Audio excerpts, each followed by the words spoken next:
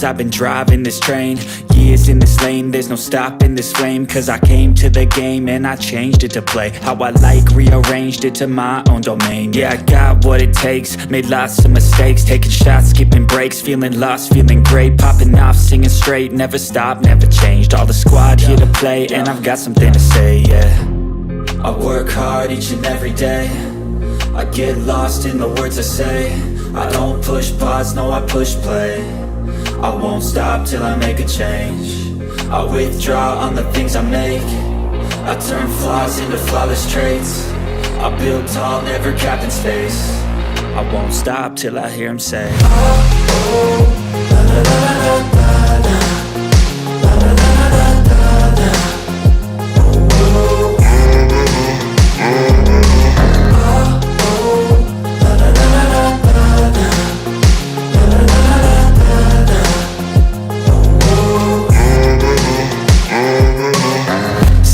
And I'm up again. I got tired eyes, need a cup of blend. That's right, in the AM, that's my only friend. No light, just the sun coming up on the horizon. I lose track of time, yeah, I move fast and climb a new class divine, yeah, true passion shines. And I'm through passing time, I choose stacking dimes. You snooze half the time while I move passing by. I work hard each and every day, I get lost in the words I say. I don't push pause, no I push play. I won't stop till I make a change. I withdraw on the things I make. I turn flaws into flawless traits. I build tall, never capped in space. I won't stop till I hear him say, oh, oh, la, la, la, la, la, la, la, la, la, la, la, la.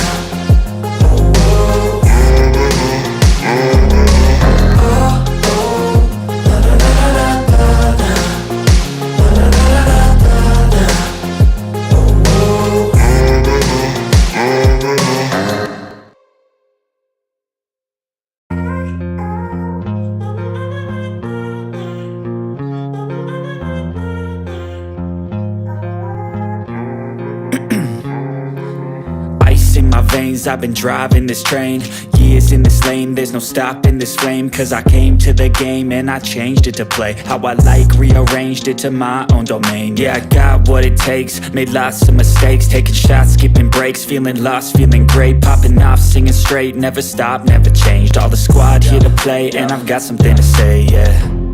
I work hard each and every day, I get lost in the words I say. I don't push pause, no I push play. I won't stop till I make a change. I withdraw on the things I make. I turn flaws into flawless traits. I build tall, never capped in space. I won't stop till I hear him say, oh, oh, la, la, la, la, la, la, la, la, la, la, la, la.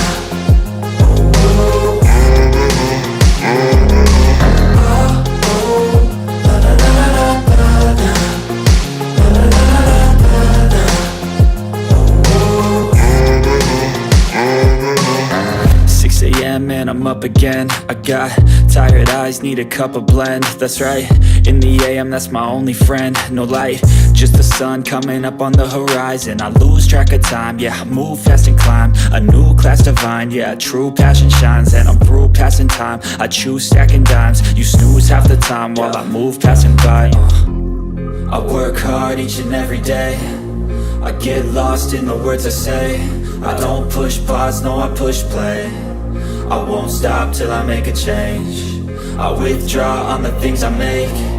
I turn flaws into flawless traits. I build tall, never capped in space.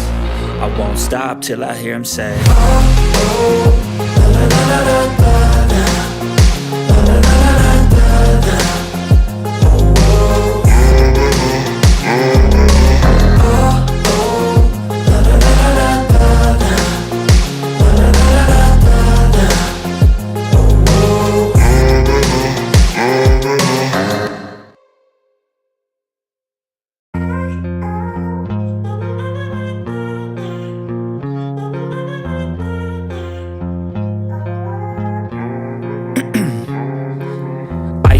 veins, I've been driving this train.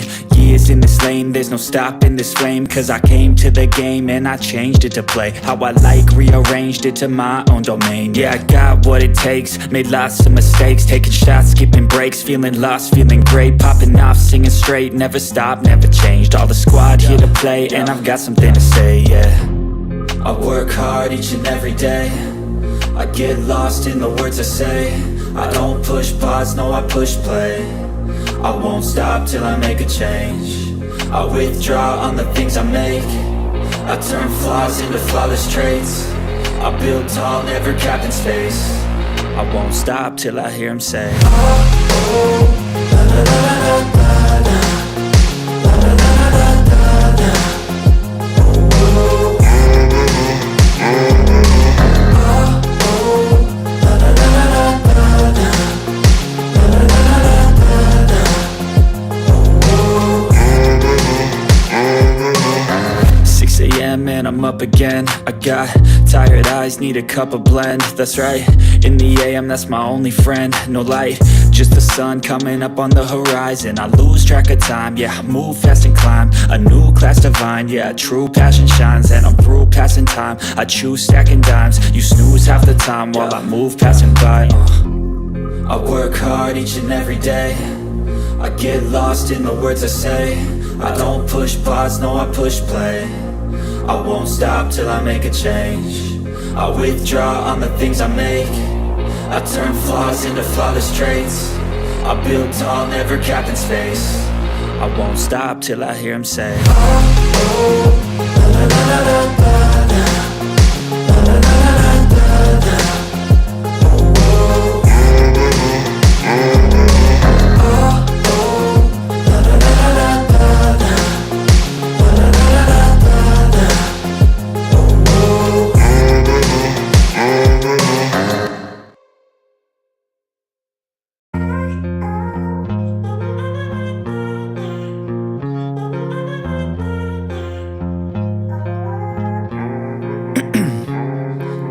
'Ice in my veins, I've been driving this train. Years in this lane, there's no stopping this flame. Cause I came to the game and I changed it to play how I like, rearranged it to my own domain. Yeah, I got what it takes, made lots of mistakes, taking shots, skipping breaks, feeling lost, feeling great, popping off, singing straight, never stopped, never changed. All the squad here to play, and I've got something to say, yeah. I work hard each and every day, I get lost in the words I say. I don't push pause, no I push play. I won't stop till I make a change. I withdraw on the things I make. I turn flaws into flawless traits. I build tall, never capped in space. I won't stop till I hear him say, oh, oh, la la la la la la, la la la la la la, oh, oh, oh, la la la la la la, la la la la la la, oh, oh. 6 a.m. and I'm up again. I got tired eyes, need a cup of blend. That's right, in the AM, that's my only friend. No light, just the sun coming up on the horizon. I lose track of time, yeah, I move fast and climb a new class divine, yeah, true passion shines. And I'm through passing time, I choose stacking dimes. You snooze half the time while I move passing by. I work hard each and every day, I get lost in the words I say. I don't push pause, no I push play. I won't stop till I make a change. I withdraw on the things I make. I turn flaws into flawless traits. I build tall, never capped in space. I won't stop till I hear him say, oh, oh, la la la la la la, la la la la la la, oh, oh, oh, la la la la la la, la la la la la la, oh, oh.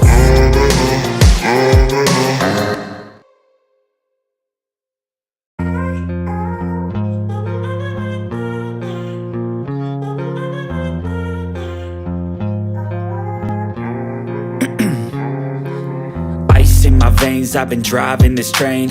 years in this lane, there's no stopping this flame. Cause I came to the game and I changed it to play how I like, rearranged it to my own domain. Yeah, I got what it takes, made lots of mistakes, taking shots, skipping breaks, feeling lost, feeling great, popping off, singing straight, never stopped, never changed. All the squad here to play, and I've got something to say, yeah. I work hard each and every day, I get lost in the words I say. I don't push pause, no, I push play. I won't stop till I make a change. I withdraw on the things I make. I turn flaws into flawless traits. I build tall, never capped in space. I won't stop till I hear him say, oh, oh, la la la la la la, la la la la la la, oh, oh,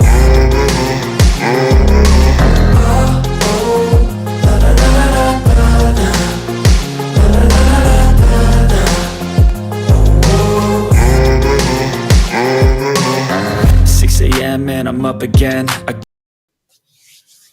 Yes, good people. Welcome back to Chelsea Perspective. Welcome to another edition of the Blue Morning Show. I do hope you all are doing well. I appreciate you all for all the love as we get closer and closer to 21,000 subscribers.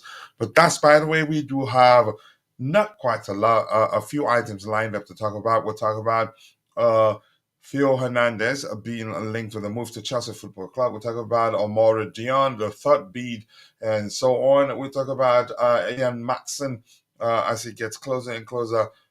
His move to Aston Villa gets closer and closer. Then we talk about Chelsea's former under-21 coach.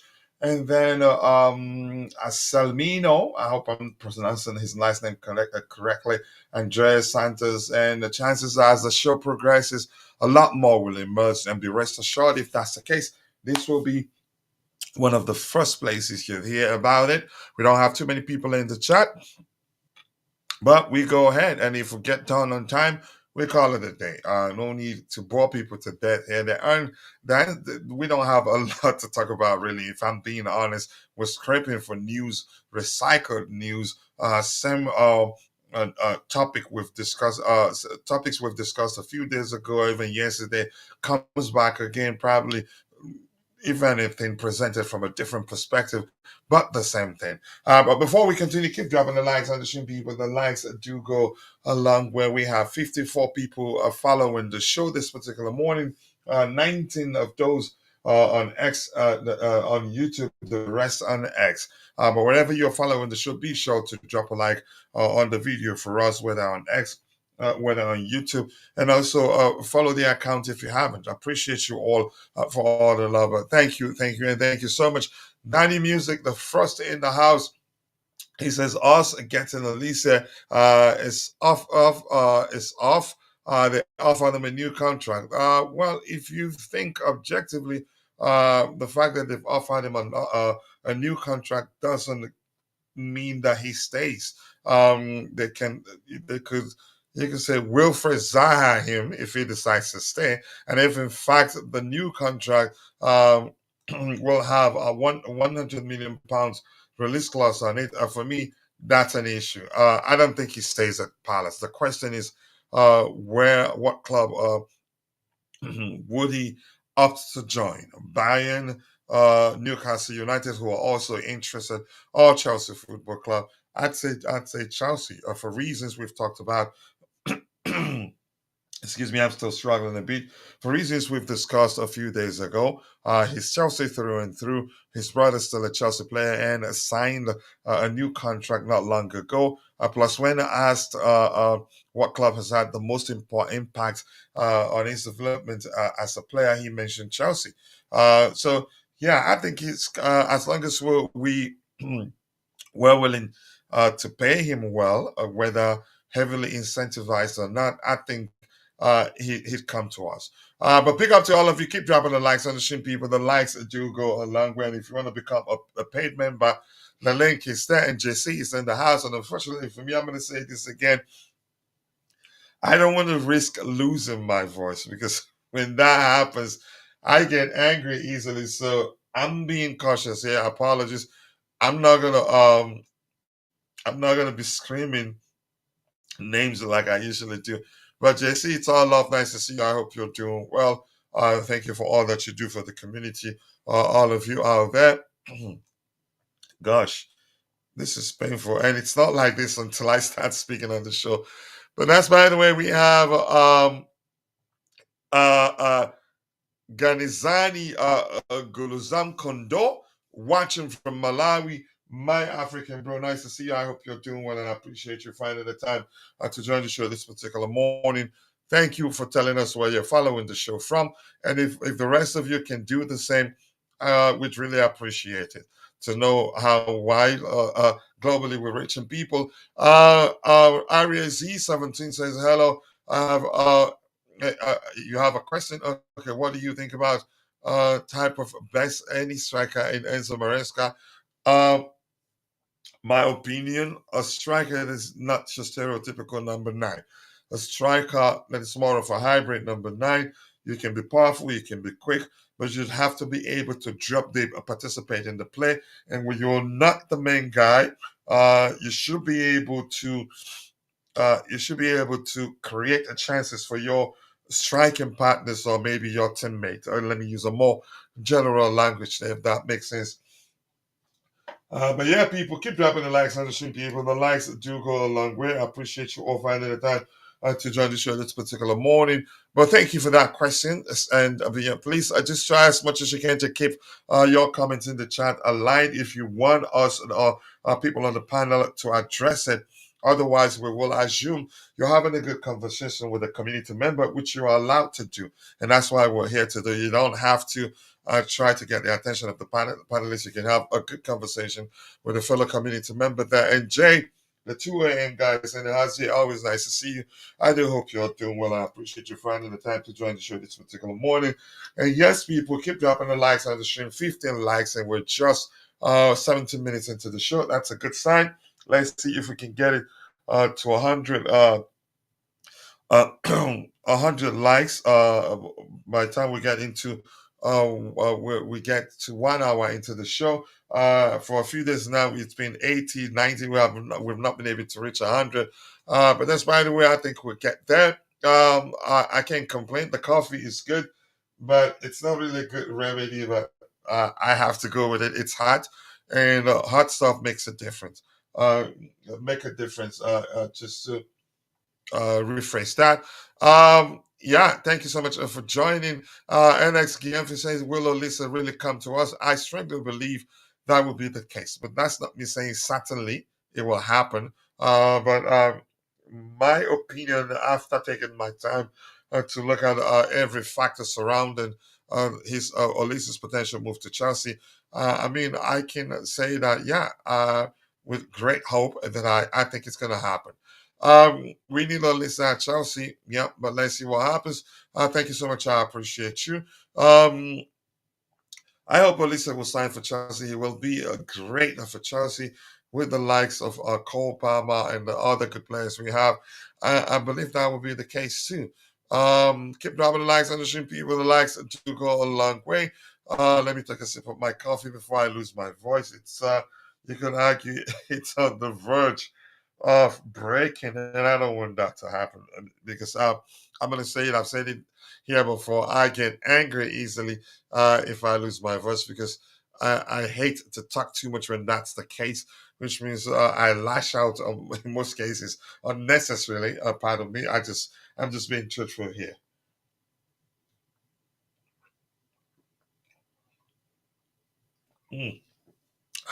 Good coffee. Yeah, let's see what else we have here. And that's the Makalele FC. Nice to see you.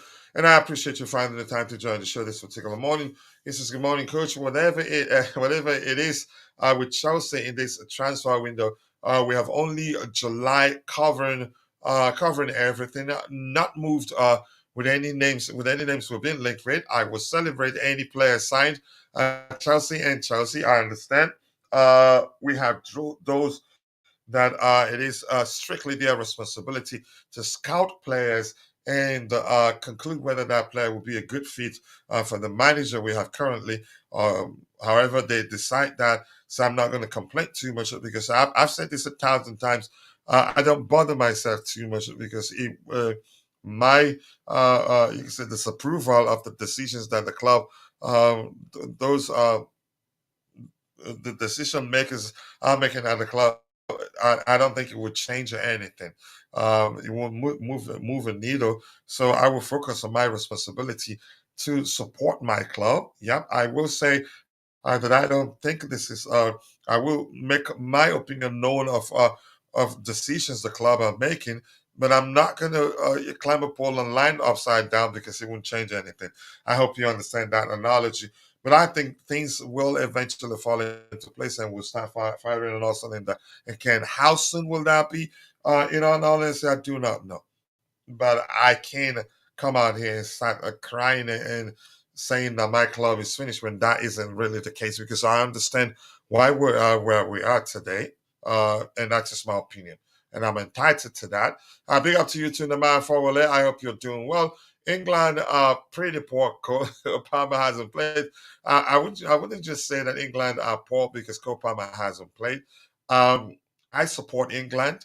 Yeah, internationally after Nigeria, it's England, the US, Germany. Sometimes it depends on what if they have players playing representing uh, my club. Beyond that, it's England and Nigeria. But I've always said I don't like Southgate as an England manager. I don't think he's um, tactically good enough to coach the Three Lions, in my opinion. But keep dropping the likes on the stream, people. The likes do go a long way. I appreciate you all finding the time to join the show this particular morning. Kim, so always nice to see you. And quickly, I want to appeal to those of you who are watching, but for one reason or the other, you're not able to participate in the chat. Just know that we appreciate you. And that's because you watching alone provides great value to the community, helps the growth. But we want to ask you for one favor, one tiny bitty favor, which is to take a second and drop a like on the stream for us. The likes that do go a long way. And also do subscribe to the channel if you haven't. And help us as we're getting closer and closer to 21,000 subscribers. Right now, we're at 20,799 subscribers, which means we need 201 to get there. I think we'll get there in a few days. I'm confident that will be the case. But that's, by the way, soon we will start addressing the items we have lined up. But right now, let's say Tommy Bryan is in the house. I appreciate you. We cherish you, even though you are a straw coffee drinking, lash out match. And here's the thing: I'm going to say this: I use straw. That's because the coffee is in a flask, to keep it warm. And that's it. If you want to go cry about it, Tommy, you go ahead. Just leave me alone. Yes, and Kim, so I'm quite sure you're seeing what we have on the screen right now. Let's see what else we have here. Keep dropping the likes on the stream. The likes do go a long way. I'm not into name calling, and you should know that. I get it, it's your opinion, but I'm not going to read that for reasons you know. You're an OG here, Kim, so you should know already. Slovenia is a good team, coach. Okay. Yes, people, keep dropping the likes on the stream, people. The likes do go a long way. I appreciate you all finding the time to join the show this particular morning. So we start addressing the items we have lined up. And the first item here, it's by Vince, quoting Graham Bailey, which reads, AC Milan's Theo Hernandez is a player that has emerged as a player that Chelsea hugely admire, and internally they feel he would be an ideal fit for Maresca's system. He's an excellent player, and I don't doubt whether he'd fit. The question is, how much does he earn currently, and how much of a pay rise would he be looking for? Because he's an excellent player, and I'm quite sure there are a shortage of clubs looking to sign Theo Hernandez because he's an excellent player, and I think we've been linked with a move for him before, but that didn't last. I think we moved on because probably Benchwell at the time recovered. But I really like him. He's an excellent player. Whether we're seriously interested in him, I honestly do not know. But I want to get your opinion. He's a player. If we sign, I'd take him. And I wouldn't mind if we sell Benchwell because he's shown that he cannot stay fit. And availability, they say, is the best ability. And Benchwell When last did he play? Did he stay fit for a prolonged period of time? It's been for 3 years now. He gets back from injury, plays 5 seconds on the pitch, and then gets injured again and stay out for like 10 months, if that makes sense. Uh, Theo Hernandez's salary.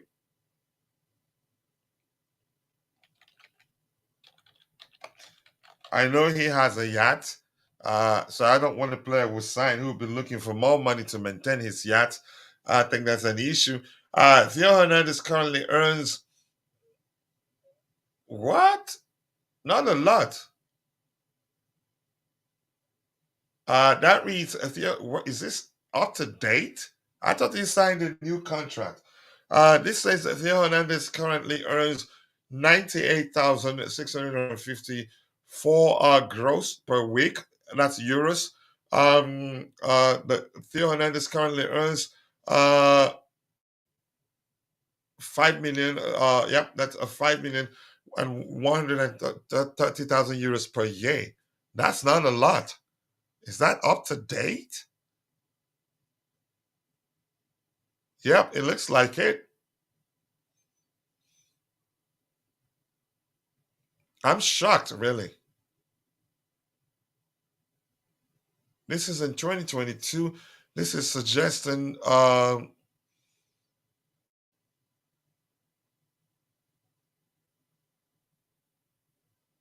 no, that must be wrong.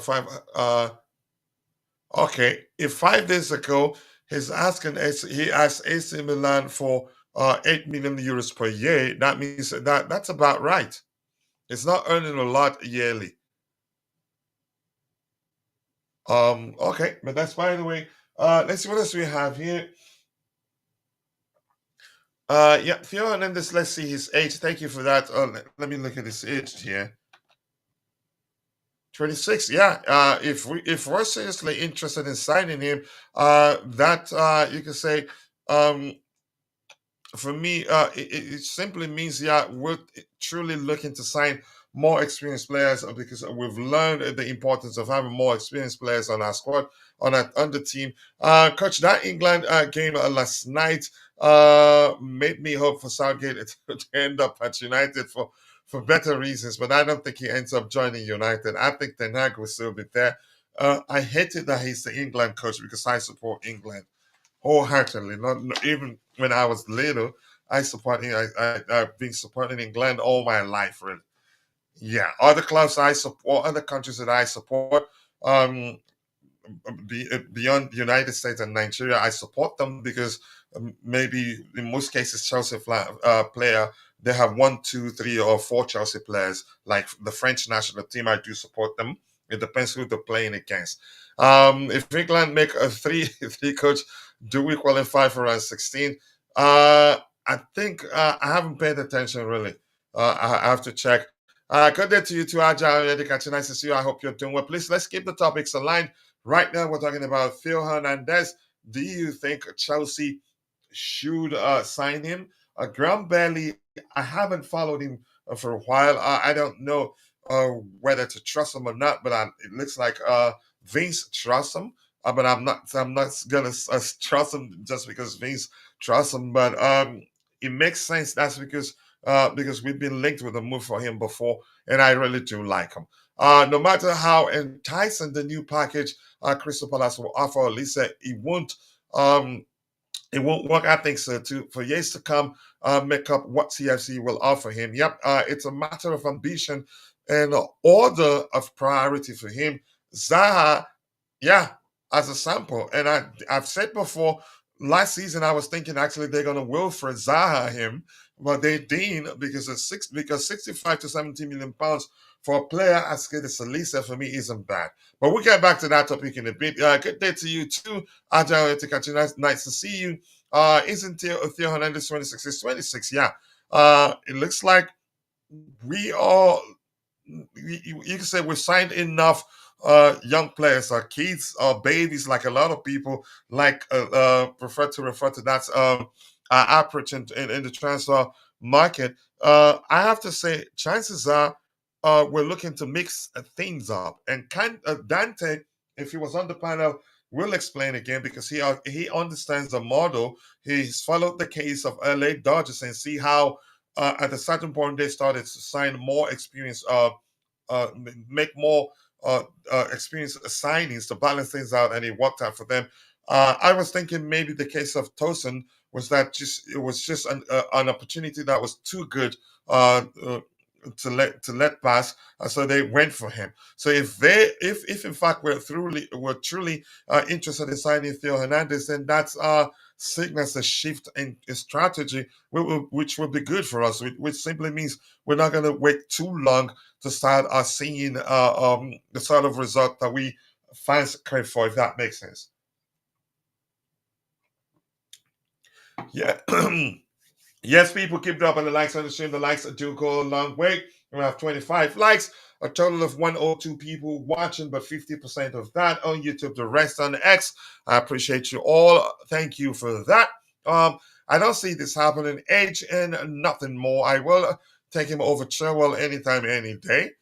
Yep, I like Cucurella a lot. I wouldn't go to the extent of saying I would take him over Cucurella, but Ruben said that we're still entertain offers, good offers for Cucurella, but I'm guessing that is down to the fact that he's one of the top earners. But chances are if the manager values him, he stays. As for Ben Chilwell, he can leave Chelsea to go chill somewhere else. Honestly, I think that's the case. I've become concerned. I'm not saying he's a bad player, but I've always preferred Cucurella over him, and that's me. Jaja Jones. So Olise coming to Chelsea today. His thing, I'm not sure. I strongly believe that it will happen. When? I don't have a date. We just have to wait. England has 4 points in total. Yeah, one draw and 3 points, right? So I think they're still good. Yeah, they're still good. I have to look at it, but I think the way it is right now, a lot of teams, except for those that have 6 points, a lot of teams have opportunity to go through. Yeah, if you have four, there's still a risk. Keep dropping the likes on the stream, people. The likes do go along. I appreciate you all finding the time to join the show this particular morning. And Bobby is in the chat. Bobby, nice to see you, brother. I hope you're doing well. On my way, thank you. See you when you join, Bobby. Much love to you, and thank you for finding the time to join the show. And I believe you've dropped the like already. No need to ask. Much love to the chat. Thank you for saying that, Bobby. Good morning to you, to Emmanuel Peter. Nice to see you. Yeah, Southgate. Honestly, I support England for a reason. I don't know. Maybe because of how much I loved the likes of Beckham, Gascoigne at the time. But since it hasn't changed, although Nigeria comes first, England we also have United States. But these days, United States comes first before England. It depends on, you can say I've explained that, yeah. But I've never liked Southgate as England manager. Really, it breaks my heart. I have to tell you that. We need to change the lineup in the next match. Trent, not the midfielder. He's a right back.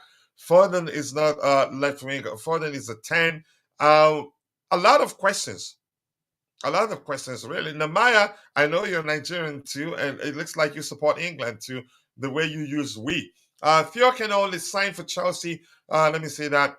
Theo Hernandez can only sign for Chelsea if he's on fire for that age. I think he's on fire.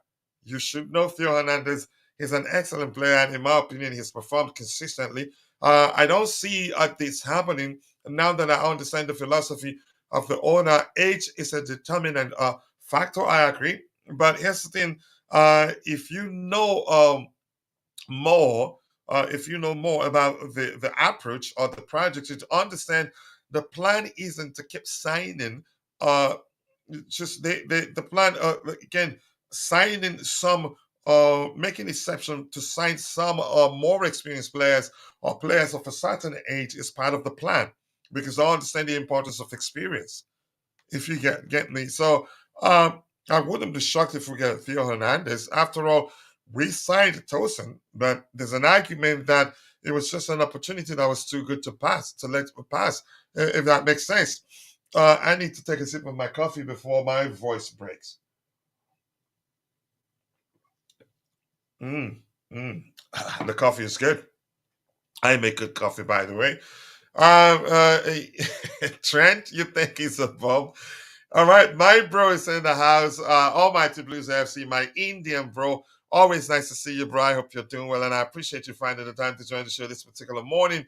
How have you been? And if you're in the chat, if you haven't subscribed to my brother's YouTube channel, go check it out. Two channels, Almighty Sports Plus and also Almighty Blues FC. Let's help him get to 20,000 subscribers as possible. He deserves that. Creates excellent content, but nice to see you more importantly. Coach, I was born in England, not Nigeria. Okay. That makes sense now why you say we when you talk about the English national team. I support them too. And it's something that started when growing up. Maybe Gascoigne and the others, Beckham, later on, and the others I knew then. Um, but that's by the way, we have Bobby in the house. Bobby, we are discussing reported Chelsea's interest in Theo Hernandez. He's 26, and I think he's done well. He's an excellent player, in my opinion. We've been linked with a move for him. I think we were linked with a move for him. Was it 2 seasons ago? That died down. We didn't follow through. It sounded as if it was serious at the time. But right now is a match. The rumors are again starting to emerge again. But I don't know whether to trust Graham Bailey. I don't know him. I haven't followed him consistently, but every now and then I do discuss his reports on the panel here. But what do you think? I think it wouldn't be a bad signing for us. But big up to you. More importantly, I hope your treatment is going well.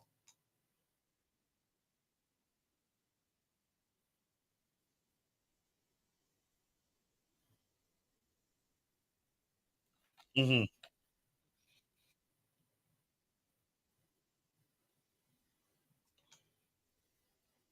It's French international.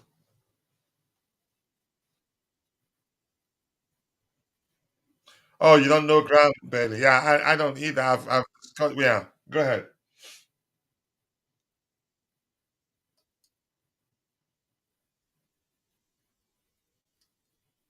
Hmm.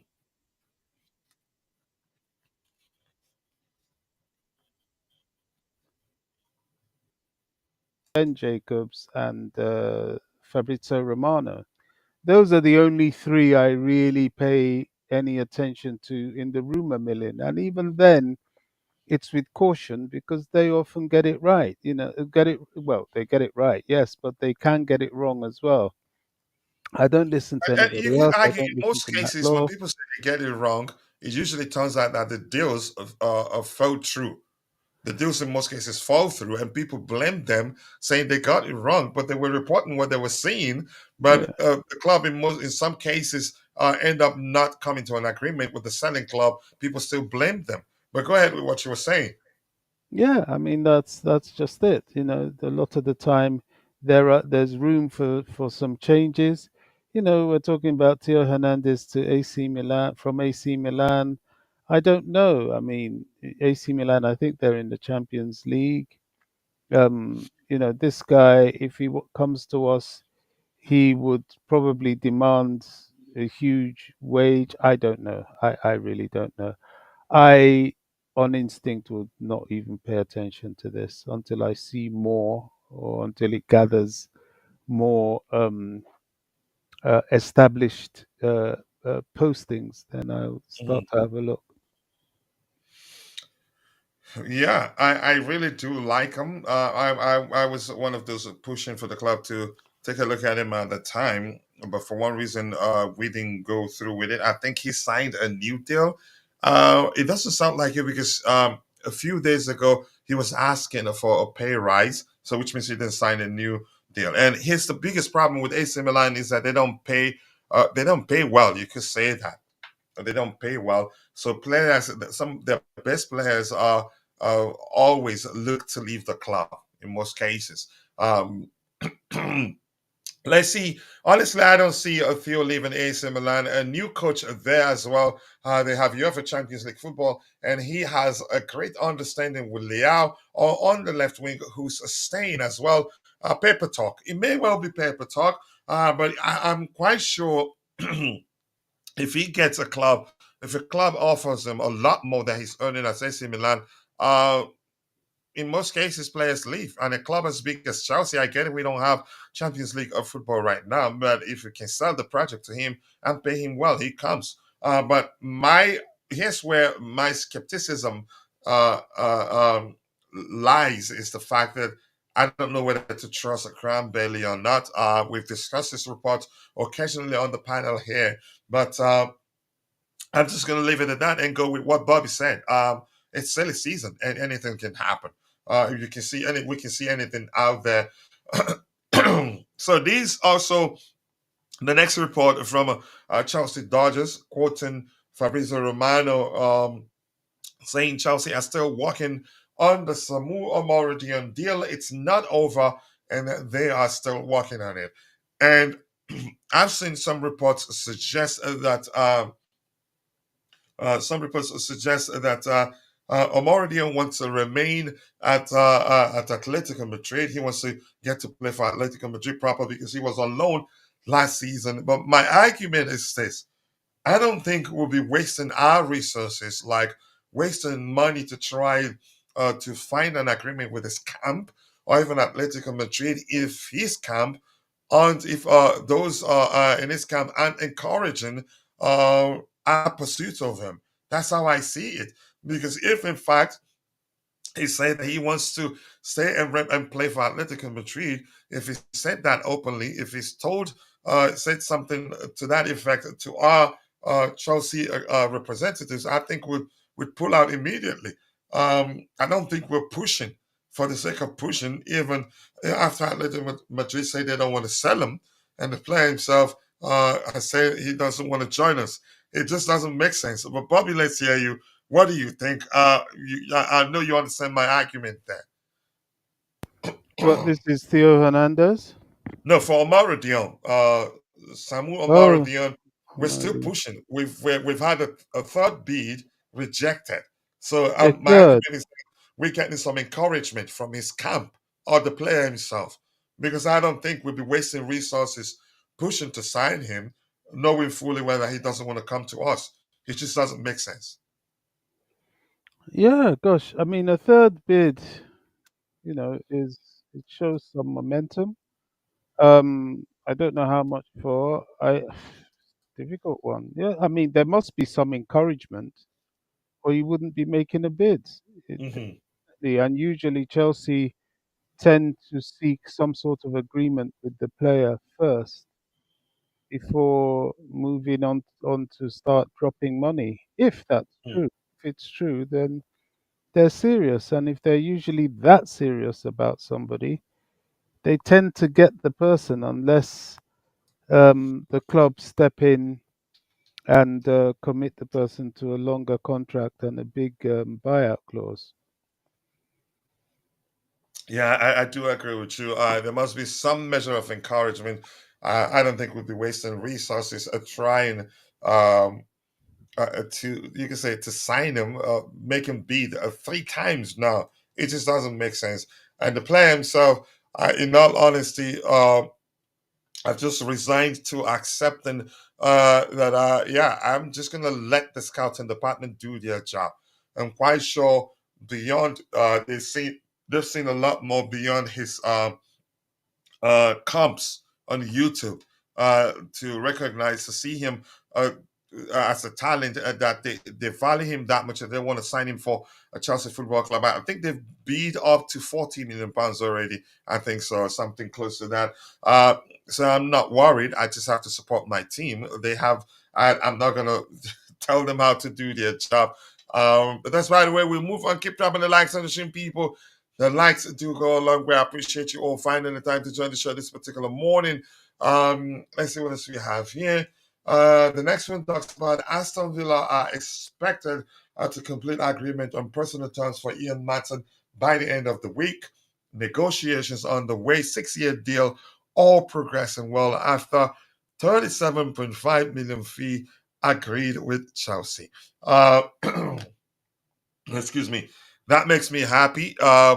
When Borussia Dortmund, when we addressed the report that Borussia Dortmund were looking to sign him for a lower fee, to pay a lower fee to get him to put pen to paper for them. I did tell people I don't see the new owners doing that. And I did reference the case of Kai Havertz and Mason Mount when Manchester United and Arsenal, respectively, put forward their initial offers. We rejected it, and people were screaming, "Take it and run! Take it and run!" The owners stood their ground and sold Kai Havertz how much we sold him for, sold Mason Mount how much we sold him for. Now I knew they weren't going to sell Ian Maatsen for less, and Borussia Dortmund, they were wasting time until the date for that particular buyout clause that to my understanding, was specific to them, strictly for them, expired, and now look, we're selling him for a lot more. 37.5 million pounds to me is a lot. Maybe I don't know if you have anything to add to that. Otherwise, we're going to move to the next item. But people keep dropping the likes on the stream. The likes do go a long way, and I appreciate you all for 35 likes already. And we are 45 minutes, 46 minutes into the show. We can do a lot better than a 49 likes. So, Bobby, if you have anything to add to that, you go ahead. Otherwise, we move on. Yeah, it's curious to me that there is a sort of social media bracket that views Chelsea from the point of view of an undervalue, as some sort of inferior, unworthy uh, set of players, and when it comes to players coming to Chelsea, they look at the value and they say, oh, this person is this and that. But when it's Chelsea selling players, they completely lowball it. This is even the fan base. Mm. I'm glad that in many cases the club uh, do what they do. In many cases they do get some decent value um, for uh, they do get decent value for the players that they sell, unless they are players that are completely unsellable. People like Ziyech and so on. But if it's certainly academy-based players, their track record shows they do some good homework and they get the right price. So Ian Maatsen, I think, has gone for the right price, especially as he signed a contract extension before going on loan. And I think if they sell anyone else, there will be a handsome price to go with. People Yeah. are talking about Ben Chilwell. I mean, not Ben Chilwell. Trevor Chalobah. Well, he's contracted till 2028. So, is it 27, 28? So, Chelsea are in no rush to sell him at a low ball price, if they sell him at all. So, yeah, Martin was good business. It should be expected business, although it hasn't been signed off yet. But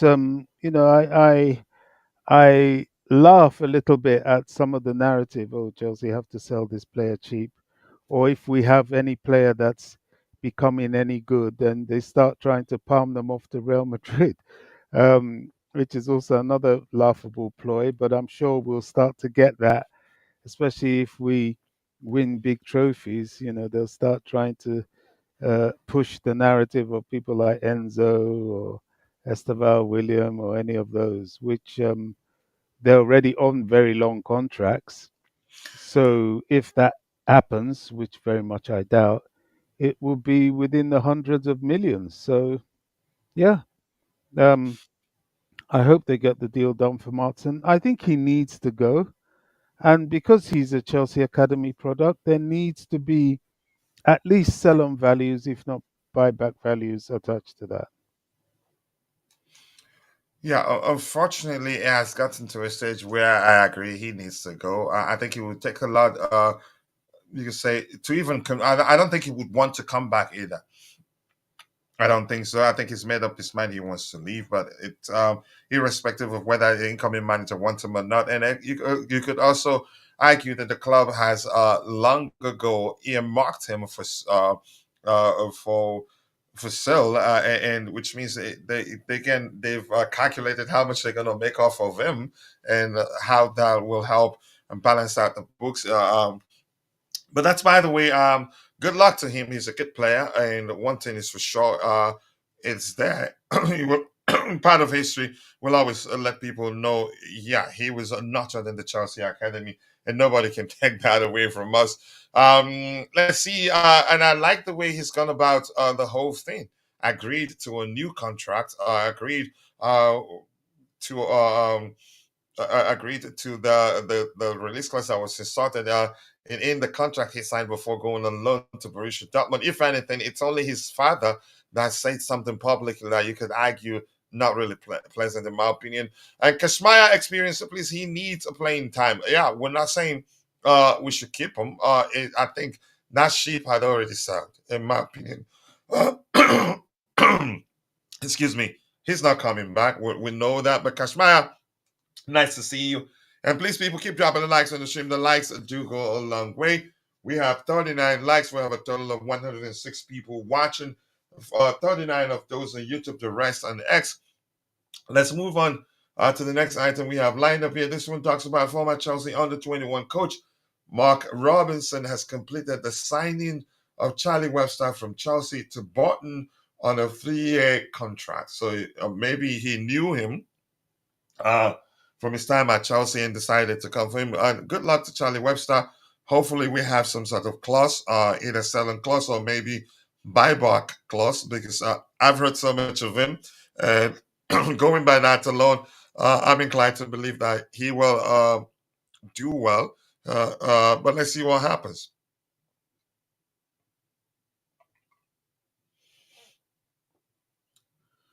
All right, let's see. Wally Waldo is in the house. He's fighting with his keyboard, but always nice to see you, bro. I hope you're doing well. There is news. We're going for a Barca player. Is it true? Who in particular? I haven't seen anything for that. Who? Can you be specific? Yeah, I understand. It happens to all of us. But but Wally Waldo, more importantly, nice to see you. I hope you're doing well. Which Barca player in question are you referencing? I haven't seen any report to that effect. Charlie Webster, I don't know if you want to talk about him, Bobby. Is he a player you know? I'm just going by how I've heard people talk about him, and I'm inclined to believe that he's a good player. It looks like, I'm not sure. This particular report here talks about Vince quoting Fabrizio Romano here, says it remains to be seen how strong Chelsea will push for Anselmino, as he is a very talented centre back. Many clubs in Europe have been monitoring him from Spain to Italy, but I can say that Chelsea are now the front runners for the player. It makes sense. I don't know him. I haven't even actually watched his comps, but if we need him, okay, let's see if we get it over the line. He says, I don't know his name from memory, but apparently he broke multiple records last season. If you're talking about Yamal, I don't think they will sell him. I don't think they will. They will sell Lamine Yamal. I don't think so, but I'm not sure what player you're referencing. News: Chelsea have asked about 18-year-old Mac Gui, the young FCB striker. I don't know him, who had such an impressive start of his career. Let me see. Impressive start of his career with the first team. He only cost 6 million in all, considering signing him. Honestly, I don't know him, but thank you for the update right there. No, it's not Yamal. If it was Yamal, yeah, you'd know. I tell you, they're not going to sell him, and I know you understand that yourself. But keep dropping the likes on the stream, people. The likes do go a long way. That's close to being Mark Gray, but I'm not. I don't know the person really. Oh, that's the kid you're talking about? Okay. I don't know him really. I don't. Well, I can't pretend I know him when I don't. Wow, for 6 million. Was that euros, JC? Yeah, 6 million euros. That's not a lot of money if it's as good as what it's his broke. If in fact he did break all sorts of records last season, Yeah, go for him. If we're gonna keep signing babies, or you can say up and coming players, or starlets, maybe. Yeah, maybe we should be going for the best. Not maybe, we should definitely be going for the best. But let's see how that goes. Keep dropping the likes on the stream, people. The likes to go along with 40 likes, and we are 54 55 minutes into the show. Let's see if we can get it to 100 as soon as possible. Let's move on to the next item we have lined up. Hopefully, a lot more will emerge as the show progresses. Because the truth remains that there is a scarcity of news. Not so much is happening, but a lot of stuff being recycled, if that makes sense. Let's see. This also quoting Liam Twomey of the Athletic, saying that there's already confidence at Chelsea that they could recoup several times the initial £30 million they paid to sign Andrea Santos from Vasco da Gama, that's how I pronounce it, in January 2023, but there's no desire to make him available. I don't know. This is irrelevant. It's absolute horse dog.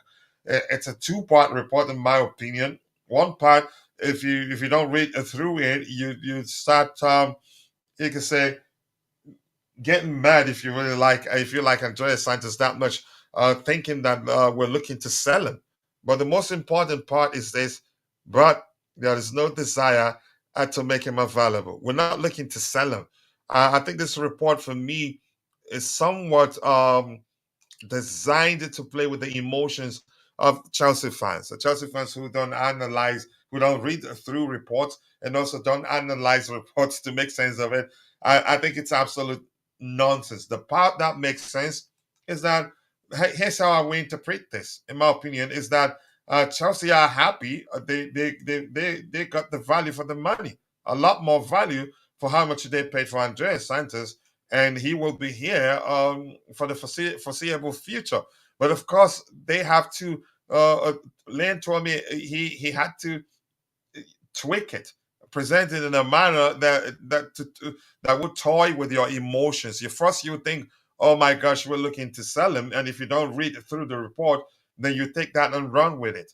I don't like seeing following such people, in my opinion.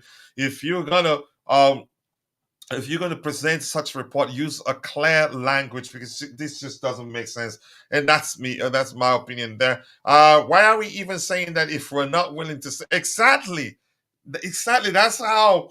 That's how I see it after analyzing the report. And I don't think it makes sense. They just want to toy with our emotions. And the final part of the report is the most important part. I think the others is just horse dung. Them doing whatever they want to do. Bobby, you can come in whenever you want to come in. The press at it again. That's that. It doesn't make any sort of sense. Yeah, and that's how I operate. I can be very analytical sometimes to my liking, but this time I think I'm correct. I don't think it makes sense. I think it's corny, in my opinion. I take Santos over Gallagher anytime, any day. To be honest, It doesn't. I again, mean, I think he has the energy and a lot more technical. Good morning to you too. I hope you're doing well. Bobby, go ahead it, if you were saying something. yeah, I mean, it doesn't. I mean, the issue here is Chelsea's what, a year thereabouts into the process of the new project. This is a project designed to rebuild the entire team, the football club, from the Mm, bottom up. They're rebuilding everything. Um, Personnel first, because that's where you work on a long plan to achieve success on the pitch, and then assets. Stadium, most definitely purchasing other clubs, and so on and so forth. So this is a long-term, very, very broad um, project on a franchise, and a lot of people still don't understand it. They think it's simplistic within their capacity to read things, that it's a buy and sell situation, which mm, it is not. It's a buy and maybe sell if we find that these players don't develop to where we want them to. But the fact is that Andre Santos is on the beginning of his development journey with Chelsea. He's only had half a season on loan. He's only been with with senior football in Europe last season, the season just passed, and it's all very new. So that sort of post is just, hey, look over here. Chelsea can sell this guy, or the, or Chelsea can sell this guy, and all that sort of thing. And you're right, it's playing with the fans' emotions because a lot of fans wouldn't want us to be that trigger happy with someone like Andre Santos, and they won't take time to read in between the lines as to what that post is about. And some of it is just to draw attention. I know I see the person posting it.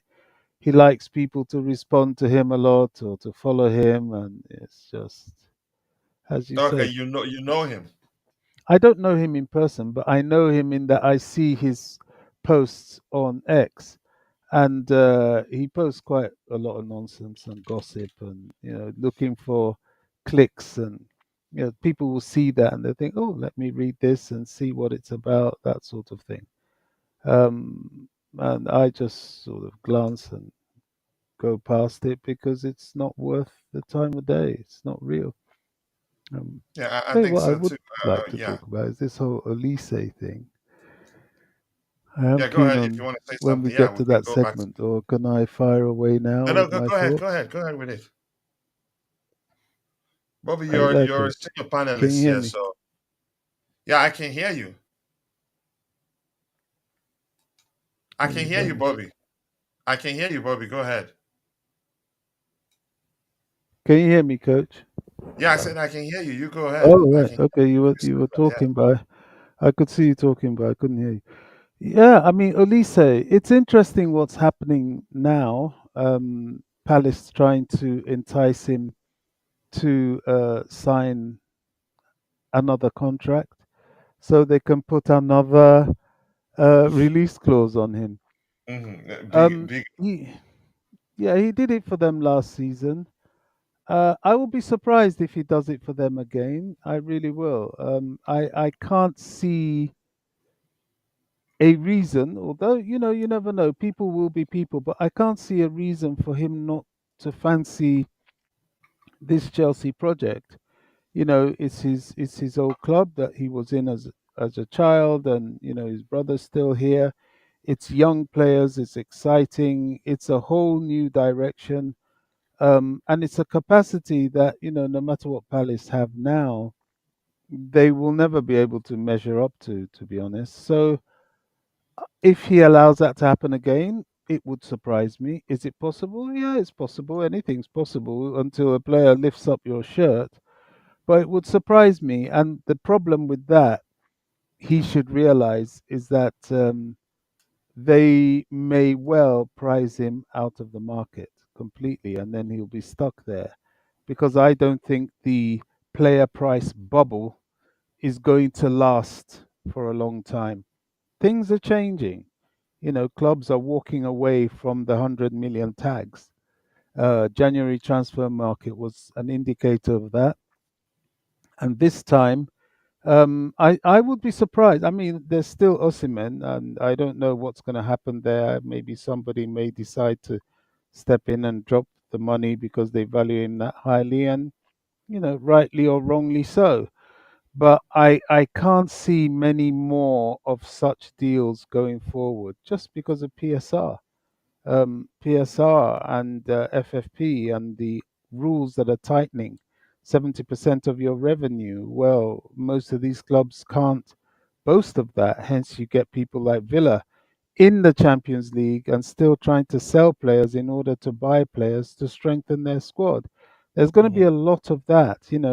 Even Newcastle looking to sell in order to buy. Man United looking to sell and offload in order to buy and to drive down their wage bill a bit. So it's not quite that simple.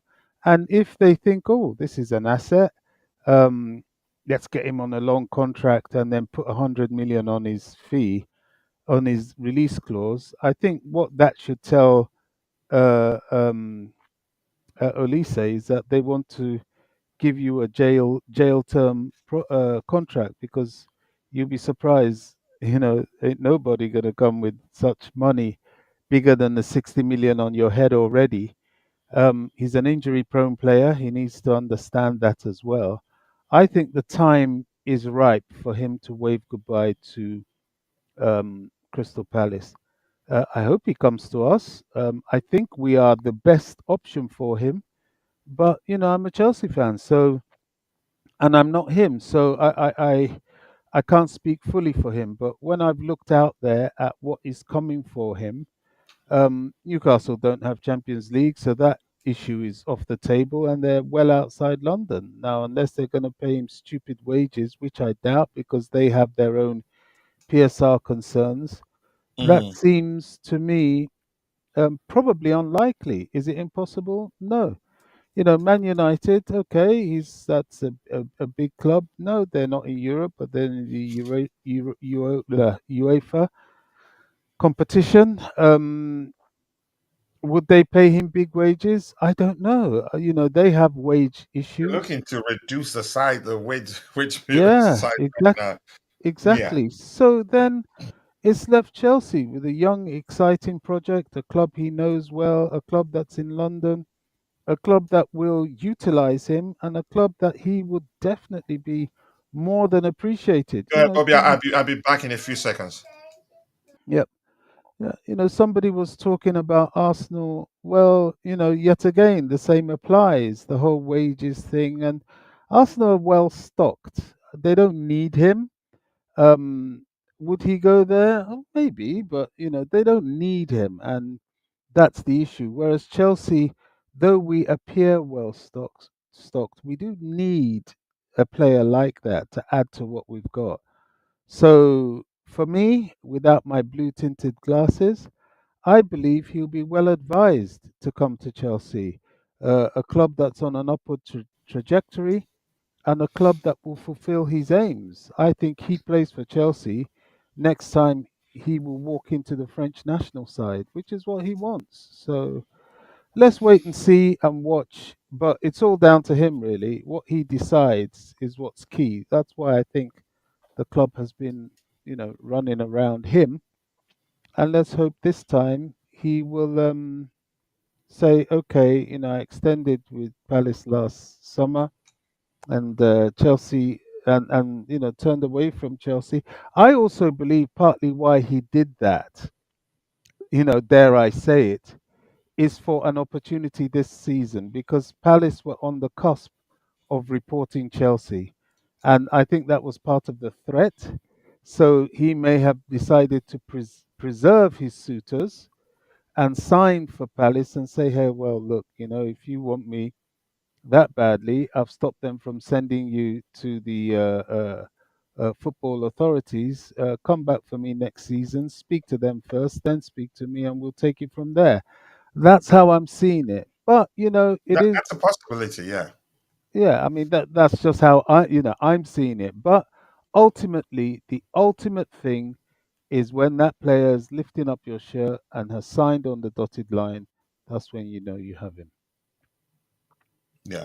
Thank you so much, Bobby. I'll catch up with a few of the stuff we have in the chat, and we'll come back to the panel, and we'll be paying attention out there in case anything new emerges. Santos is a great player. Maybe we should loan him out. I think if he decides to stay at Strasbourg, it would be good for him. If we bring him back, we're hearing that the manager wants him. His type of he is his type of player. So, but let's see what happens. And if I were Santos myself, remaining at Strasbourg, not a bad idea. That's because he did well, won man of the match. I think how many, and played regularly. Hardly stays on. Starts every game, and rumors are that Vieira wants to keep him. So it's up to him. I'd convince him if we have enough numbers in that area. I'd convince him to play one more season there. But if he comes back, I'd take him. But I don't want a situation where he comes back and doesn't play. He is that talented. And the kid himself, we're hearing, wants to play for Chelsea more importantly than any other club. And Vic, big up to you. I appreciate you sending that to me. I've seen it. The same topic JC brought up, but I don't know the kid, and I haven't seen the report. But JC is correct. I thought he was joking actually because yeah, we joke a lot here. But when Waldo confirmed. Yeah, yeah, that's the name. That was when I knew Jesse wasn't joking. But thank you for sending the link. We'll look at it in a bit. Let's see what else we have here. The reason why it makes zero sense is because we haven't really seen him play for Chelsea yet. So he could flop or he could hit the ground running. You never know. But there are a shortage of clubs actually interested in taking him, even though he hasn't played for Chelsea. Santos has to stay. Gallagher didn't play. I hope the board do not tell Southgate to bench Palmer. I don't think so. They have no influence whatsoever on who Southgate selects or not. That statement is just the stupidity of social media these days. Yeah. Toiling with people, toiling with people's emotions as they like. Let's get the likes up, people. The likes do go along with 46 likes, and we are 1 hour 11 minutes into the show. We can do better than that. 121 people watching, 47 of those on YouTube. The rest on X. Not gonna lie, I feel sorry for Palmer. 0 minutes for England's Chelsea's player of the season, and you can say one of the best emerging talents for England already. I'm really, Why he didn't play, I don't know. 2 games in a row right now. I'm not I'm really Southgate. happy about that. I'm very, very But happy from about that. that's you can say being selfish because you want him to come back healthy, right? One, I want him to come back healthy for Chelsea. Mm. Two, I want him in a humbling position. I think there's been too much fuss about But not to Cole the Palmer. detriment of England, though, because that's No, that's how England I is see fine. it. England is fine. They will they England do this. They have a win at the beginning of a tournament, then either a draw or a loss, and then in the Mhm. final game they they um they pick things up. Listening to uh is it Clive Walker? Cole Walker? Oh gosh, what's his name? Walker. What's his first name? Gosh, see me talking Clive Walker. Clive Kyle Walker's a Walker, Chelsea what player. what team does he play for? Kyle Walker. Listening to Kyle Man Walker, Man City. City. Yeah, who at the end of the match where people were disappointed say, "Hey, look, this is tournament football. Denmark are no gimmies. They're no pushover. They're a very good, well organized team. And England tend to have a little bit of warm up time. Yeah, it wasn't the greatest performance, but I'm glad Palmer was on the bench. Now, in the game against Slovenia, he may well play him. I don't know. I wish he doesn't. I'm glad he's out of the firing line. The thing is, the fact that there's this thirst and clamor for him is uncomfortable to me. I've watched English football for decades since my childhood, and I've seen this pattern. The media build people up, hype them, only to destroy them. And But I here's don't the want that for biggest him. problem is that he was needed. Clearly, the game was calling for a change for a player like him Yeah, to that's add more okay. you can say, That's it. creativity to the England forward line, and he wasn't brought on. That's where my issues lie. Coach, I'm good. I'm good with it, honestly. I know it's a strange thing for an Englishman to say. I'm good with it. Did you see how that pitch at Frankfurt was cutting up? You saw how Kyle Walker nearly got an injury? No, I'm good. I was happy. Let him stay on the bench and even stay on the bench. Let them not play him, till the knockout stages. I don't want all that. The knockout stages is where the attention comes anyway. But I'm happy he's staying healthy. Please God, may he stay healthy throughout, and a little bit out of the limelight. I just don't, because I know what these vultures are lining up to do. They'll praise him. Oh, great player. They did it to David Beckham. They did it to Wayne Rooney, and these players played for Man United. So, so much more a Chelsea player. You saw what they did to John Terry, although John Terry made his own problems really by his issue with Rio Ferdinand's brother, but they will take no prisoners. They do this. Owen, what's his name? The guy that played for Liverpool. Owen. Oh gosh, my Michael mind. Owen. Michael Owen, that's correct. Thank you. They did it to him. They, big upped him when he was a kid. Then when he started losing a little bit of form after an injury, they came for him, knives drawn out. I don't want that for. Let him develop, let him grow, let him blossom into the great player I sincerely believe he's going to be. I'm hoping they give him just another year. Another year of balling out, and then there's no place to hide because you can't hide him forever. But I don't want them on his case this tournament. He might go out there. If Okay, what if he had come on and Denmark had won, which they were well capable of? All these things. He then gets dragged into that quagmire. No, not for me. So I was happy. Next game, I know he'll probably play him, but it's also a humbling thing for him as well to realize that, look, I do agree with that. He will learn that nothing is given. exactly.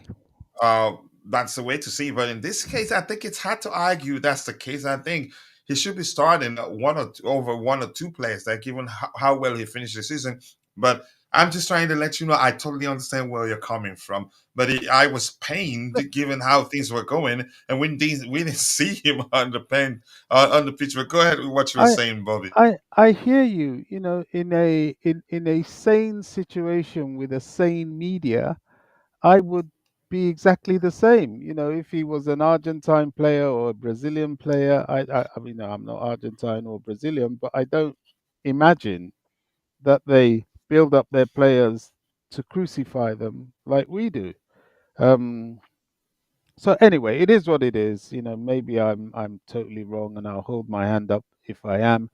But I'm pretty sure that by the next game against Slovenia next Tuesday, we'll probably see him start or at least come off the bench.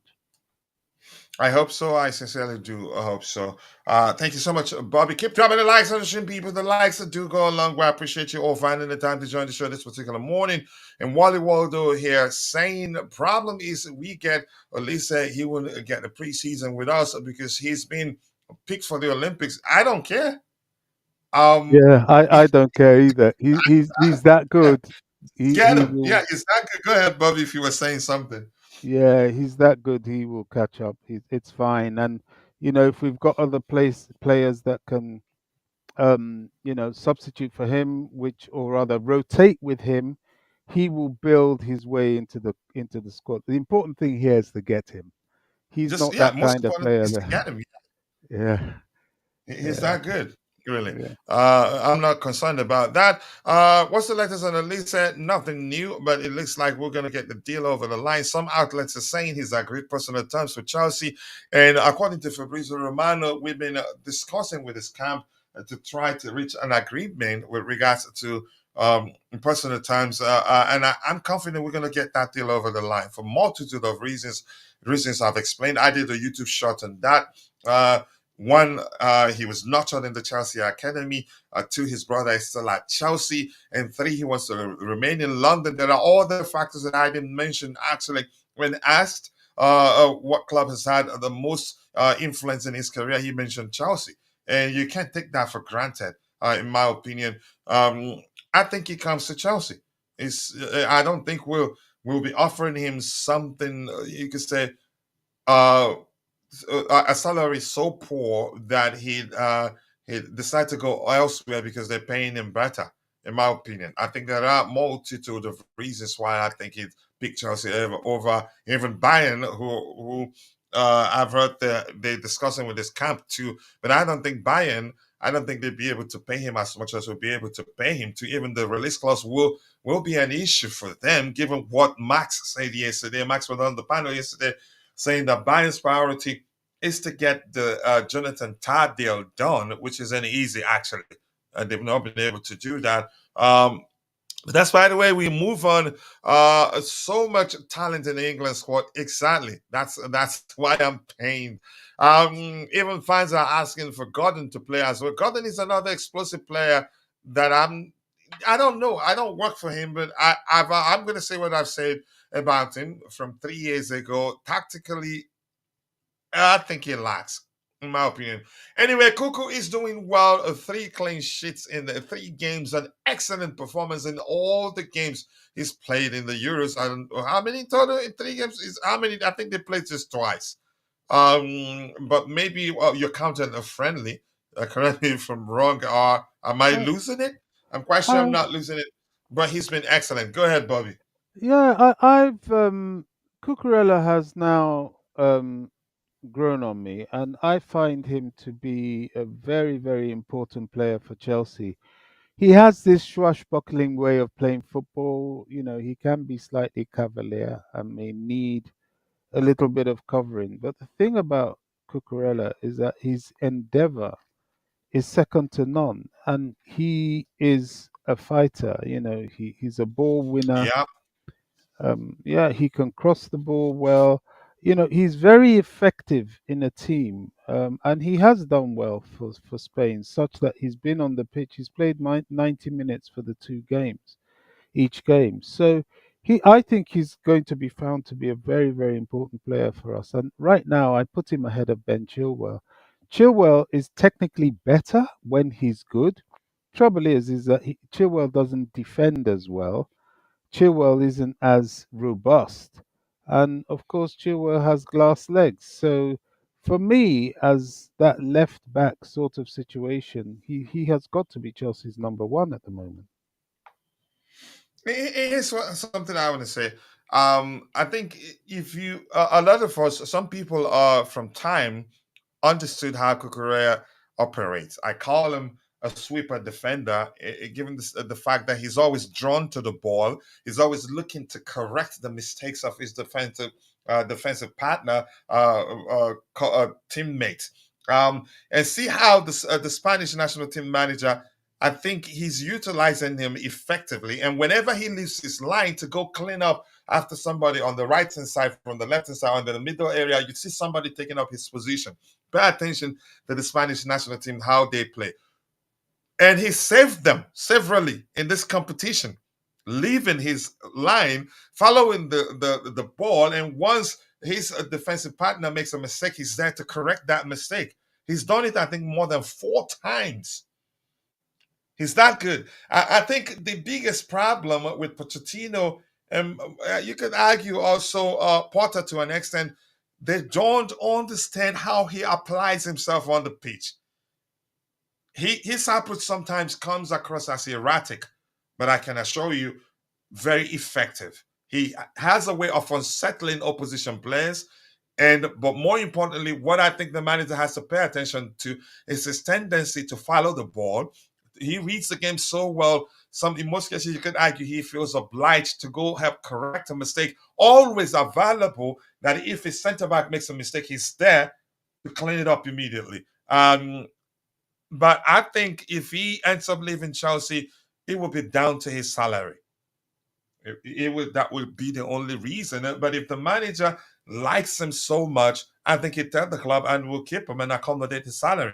But I don't see him taking a pay cut, because I still believe if it's available, if Man City still want him, they come for him. And there are other clubs that will be interested also. He's that good.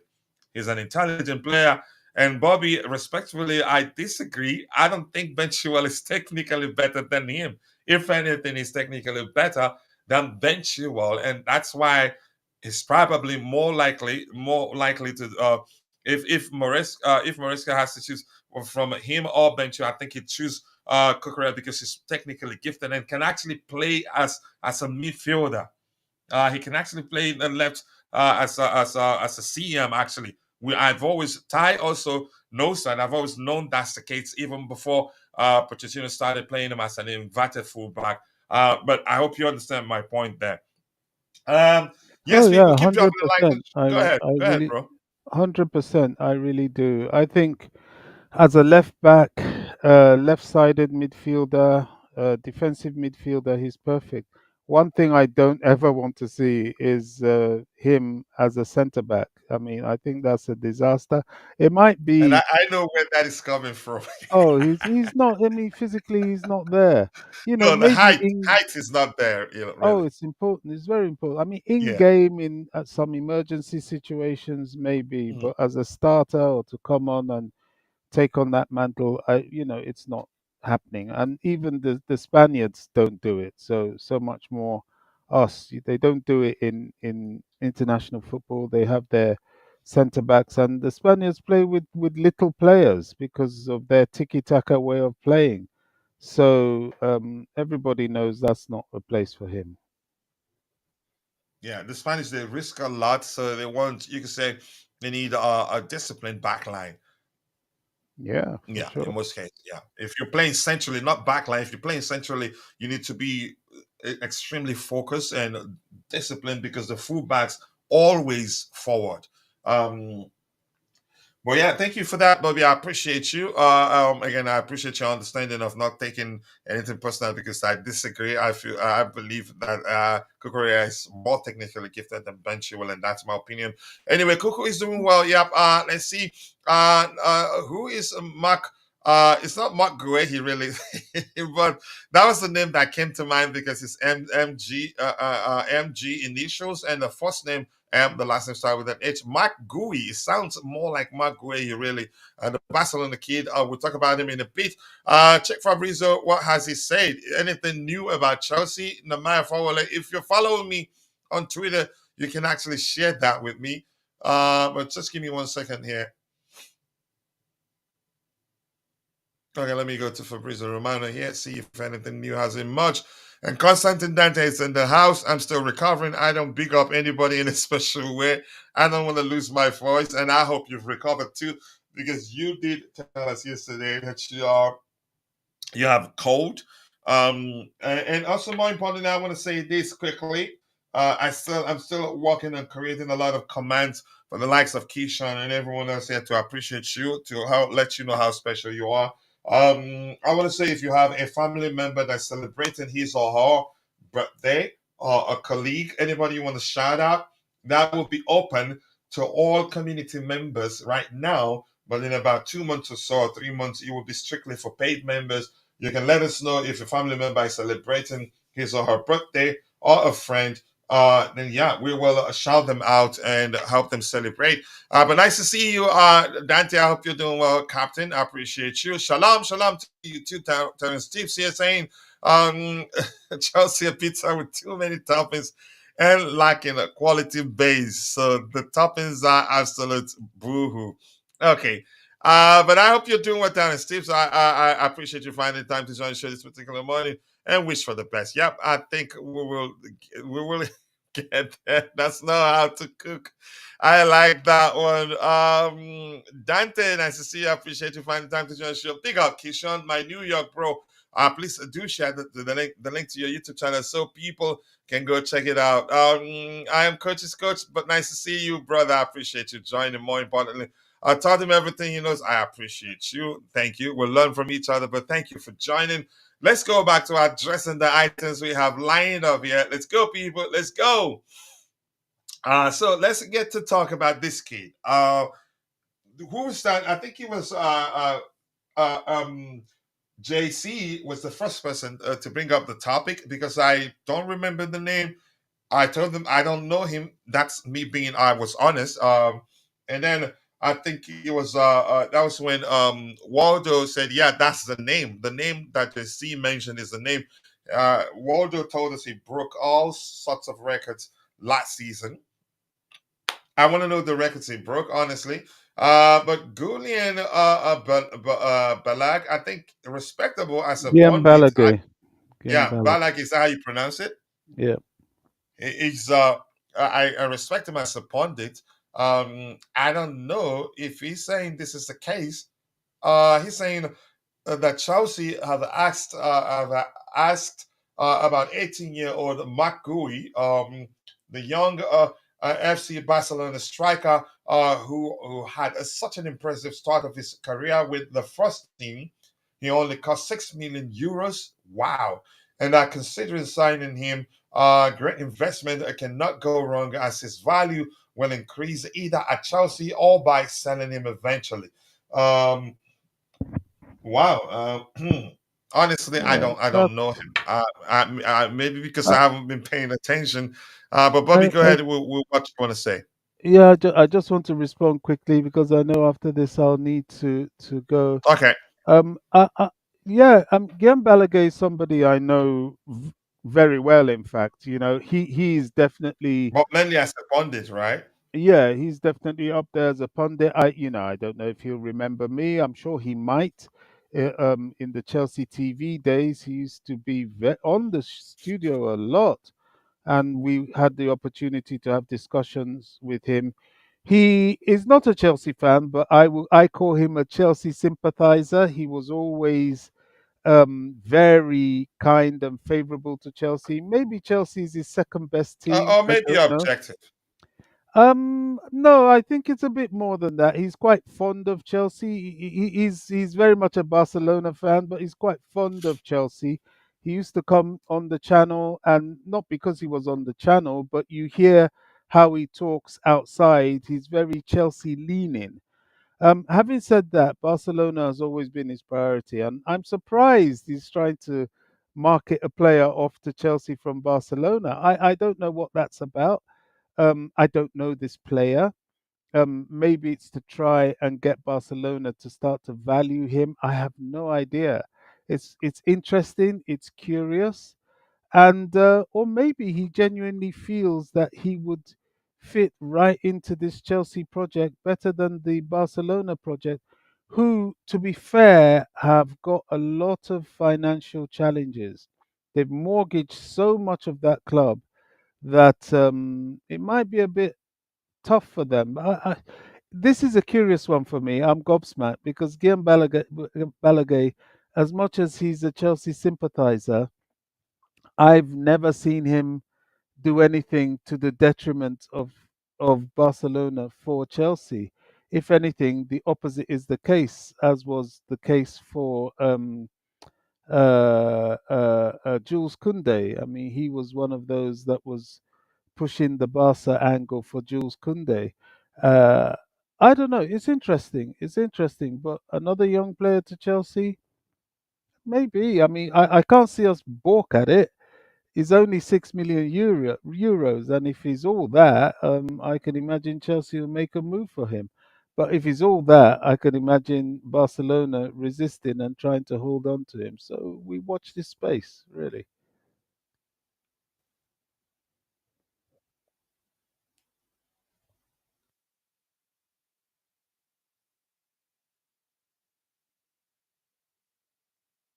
You're muted, coach.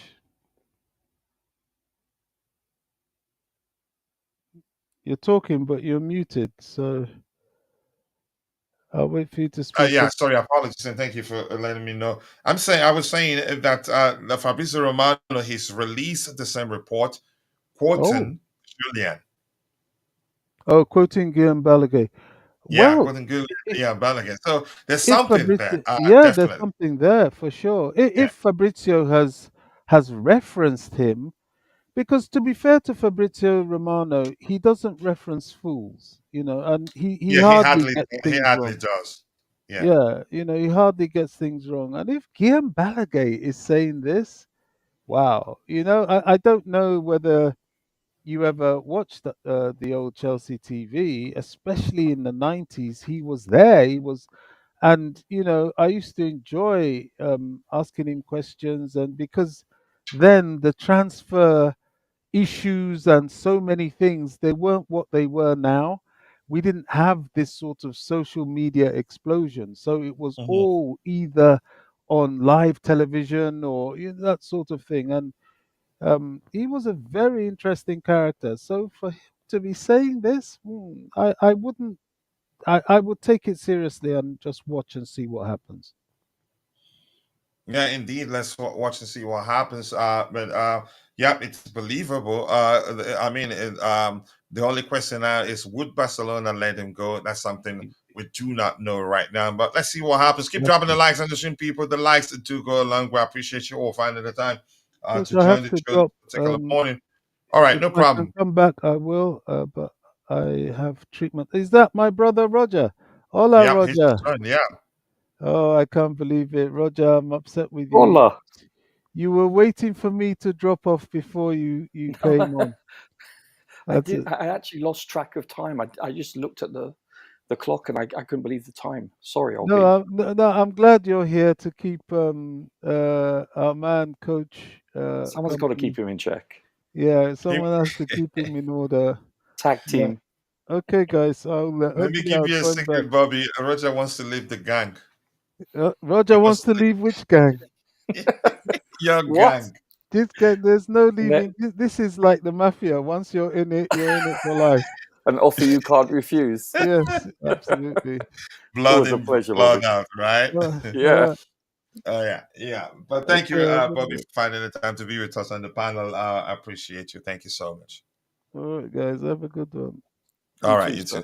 Let's see. Tapirwa Tinalo here. Give me 1 second. Saying, let's read what he has to say.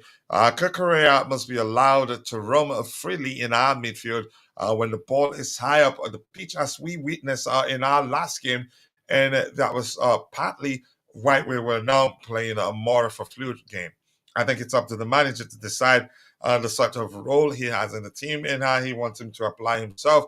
Why can't Chelsea just sign Nico Williams? Because signings don't happen if you snap your finger. It's not that simple, really. On a good afternoon, Temidaya. Thank you so much. Good afternoon to you too. I hope you're doing well. How on that day we day well. Our country people day well too. Egbon, you too. I did. How you too? I appreciate you finding the time to join the show, and thank you for writing in Pidgin English. I appreciate that.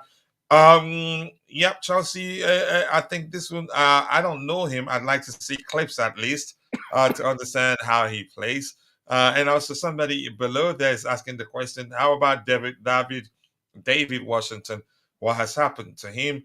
But we can't stop them signing who they want to sign. But hopefully, this kid is all that we're hearing he is. I don't know. Let's see. You must read and understand and reply that. I don't think that they will. But keep dropping the likes and the same people. 54 likes. And we are 1 hour, 37 minutes into the show. 50 people following the show on YouTube. Out of 133 people watching in total, the rest is following the show on X. I appreciate you all. If you're following the show on X, please do us a favor. Take a second to follow the account so that when we go live, if you prefer following the show on X. Roger, I'm sure you've heard us. You've been following the discussion. Let's see what we've talked about here. We've talked about Chelsea's rumored interest in Theo Hernandez, the French international who plays for AC Milan. Omorodion, a third bid by Chelsea rejected by Atletico Madrid. Whether that's the case, I really do not know. Ian Maatsen's imminent move to Aston Villa. Personal terms, I don't know if there's anything be correct to say on the verge of being agreed. That may well be the case. And according to Fabrizio Romano, is reporting that Aston Villa are expected to complete agreement on personal terms for Ian Maatsen by the end of the week, and we're getting £37.5 million, a lot more, not a lot more. You can say more than we wanted. Again, the release clause we had on his contract, but Borussia Dortmund were trying to see if they can get him for cheap, and that hasn't happened. And then we're here about the 18-year-old. So where do you want to come? Do you think? Yeah, hello. Hola, Coach. Gracias. Pleasure. No, so do you think he's going to Villa or to Germany? Aston Villa, definitely. Because really? It looks like that shows really you've been busy, Roger. Yeah, Chelsea and Aston Villa have agreed the transfer fee. So negotiations on personal terms started. I think it was yesterday.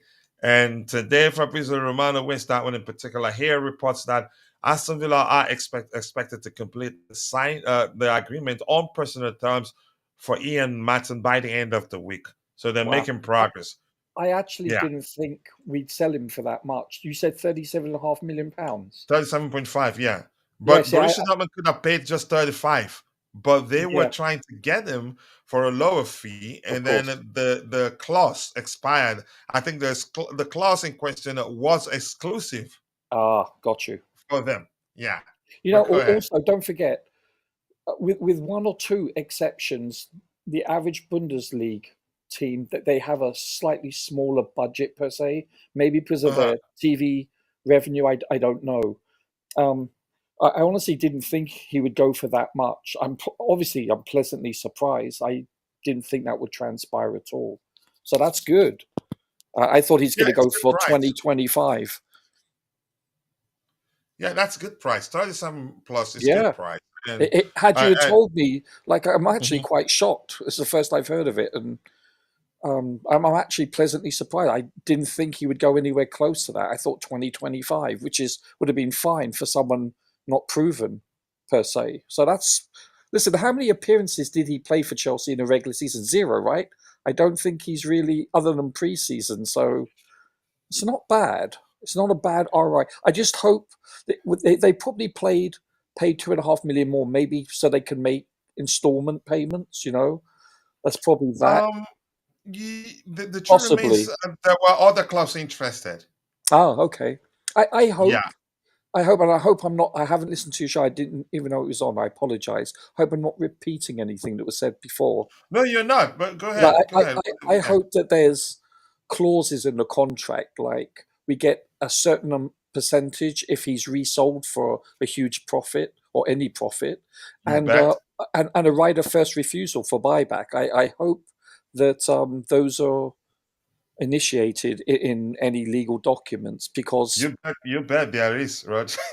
no, because the players like him, even though I'm uh, not really sold on him, like Hutchinson, I'm scared that if we sell these players, that we're going to be losing out on stars, if you know what I mean. yeah, I do understand. But unfortunately, I think you know that yourself. We can't keep them all. No, no, of It's course, it's just not yeah, viable. It's like yeah, otherwise we'd have a squad of 100, right? You yeah, know what though? Can I just quickly say something about the yeah. Go, Euros? yeah, go ahead. Nico Williams. I know it's international tournament and it's not. It's a different kind of football than we're talking about club football. I get that, right? Mhm. But he's really impressing me each and every time I watch him. I mean, Yeah, on the left I think side. we were linked with a move for him at one point actually, and but go ahead with what you were saying. I don't know whether anyone watched the Italy Spain game last night. I don't know what time it would have been for you. It would have been afternoon for you yesterday. Um, listen, to be honest with you, Spain has been like if you look at the previous Euros, Spain was by far the best team in the Euros. Maybe a close team would have been France. They were the best too. Just because England, Italy made the finals, that doesn't mean Mhm. to say they're the best. Yeah, If yeah, you yeah. if you watch the Italy Spain game, I'd have to look at. I watched it live. I think it was They quarterfinals or dominated round. them. I get Or, it. It was an own goal that eventually no, decided the but winner. I'm talking about 3 years ago when they Oh, played okay, okay. Go in the ahead. round of 16. Spain absolutely dominated. It was actually quite boring to watch, but I watched it because it's a thing of beauty when you watch Spain. They just couldn't score enough, and actual Spain went out to Italy on penalties. Last night, they've had an evolution that they're playing somewhat differently. They're not passing for the sake of passing anymore. They're playing more forward balls that, let's be You honest, can say a more advanced tiki taka. yeah, okay, an evolution of tiki taka. That's a good way of putting Yeah, it, coach. because they still keep the ball Yeah, of course. effectively. Yeah, they're, Yeah, they're not England. I'm not saying that. I'm not saying they're losing the ball, coach. I'm just saying that they're playing far more forward balls, right, as opposed to lateral or backward passes that they're traditionally renowned for. yeah. But hey, you know what though? But this is Marat, something new. In all honesty, yeah, the application is different that from the Jamal kid, he's yeah, 16. Coach, he's 16. I don't know what you were doing when you were 16, but I certainly yeah. wasn't. That he's Spain Jamal, scares me. right? Yeah. He still Wow. had the kids braces in his teeth. You could He makes Bellingham look like an old age pensioner. I mean, it's 16 is like I can't. Yeah, he's a freak of nature. He's unbelievable. But yeah, getting back to Rico, I'm sorry. Every time I watch him, he's a bit like Leal because he's got such an incredible acceleration burst, initial acceleration, and he has the acceleration to go past people and cross. And his shooting is. Listen, Donnarumma had an outstanding game. He's for a big keeper. He gets the balls. He's got amazing reflexes for a man of his size, and I don't know. I'm a bit hesitant about looking at players when like they're playing in the World Cup and Euros, etc. But I've got to admit, I will have no objection about us going for him. I just think he's so explosive. We're talking against an Italian. Confidence, oozing with confidence Oh too. my God! What does he have an injury record? I don't know what he's. No, I think he's always fit. Yeah, wow. So he's better than Leal in that, because him and Leal are very similar stylistically, don't you think so? They're very aggressive. Say, but what's the difference really? It might be. I think you need to take your time to compare them properly to decide who's better than the other. Well, I'm comparing them with regards to the way they take on players. Yeah. Yes, the directness is the same. Very similar, very, and both efficient in that regard. You know. They don't shy away from taking on their man. No, not at all. Yeah. Not at all. He looks so direct, and he's got fast feet, coach. And I don't know. I think he would make a great. It would be a huge upgrade. Like okay, so like if you look at Chelsea, we've got so many left-footed players that play on the right, and then we've got also a couple. Do we really have enough for the left-hand side? I don't think we do. Well, my cousin and bloody Mudryk. I mean, if you count them, you could say we have enough. But seriously, he would be a massive upgrade in my estimation. I could be wrong, no. I just.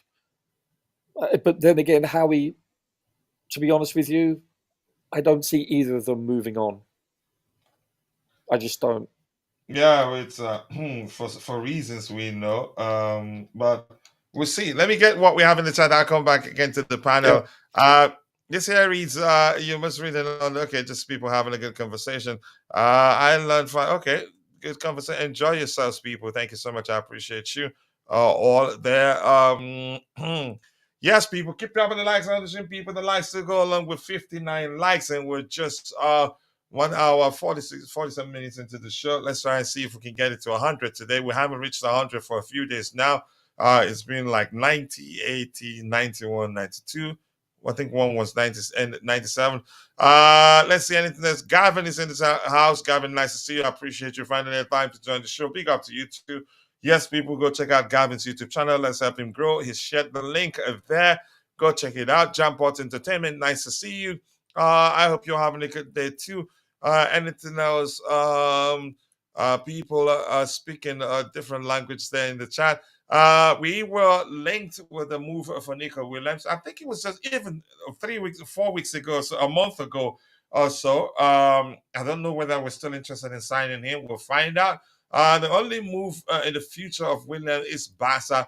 Just give it another year. That's a possibility, yeah. If Barca has the money, if they have the money, though, because of late, they've not been able to sign players because they simply don't have enough, don't have the finances. They wanted Estevao William, but couldn't afford him. Nico is like a Jackson, right? He's like Jackson right now. He's really good, but needs fine tuning. I've been following him at all sides. Okay, is he really like Jackson? I don't know. Maybe I need to compare them. But keep dropping the likes on the stream, people. The likes to go along with more likes, people. More like 60 likes. Let's try and see if we can get it to 100 by the time the show ends. He's always fit to play. Yep. I think I recognize that's the case.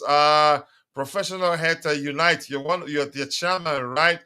But even if Roger hasn't watched Atletico Bilbao, he's seen them in the Euros. Yeah. I've watched a few games, coach, but yeah, no, I'm just saying. I'm just responding to him. Even if you haven't, I think the Euros.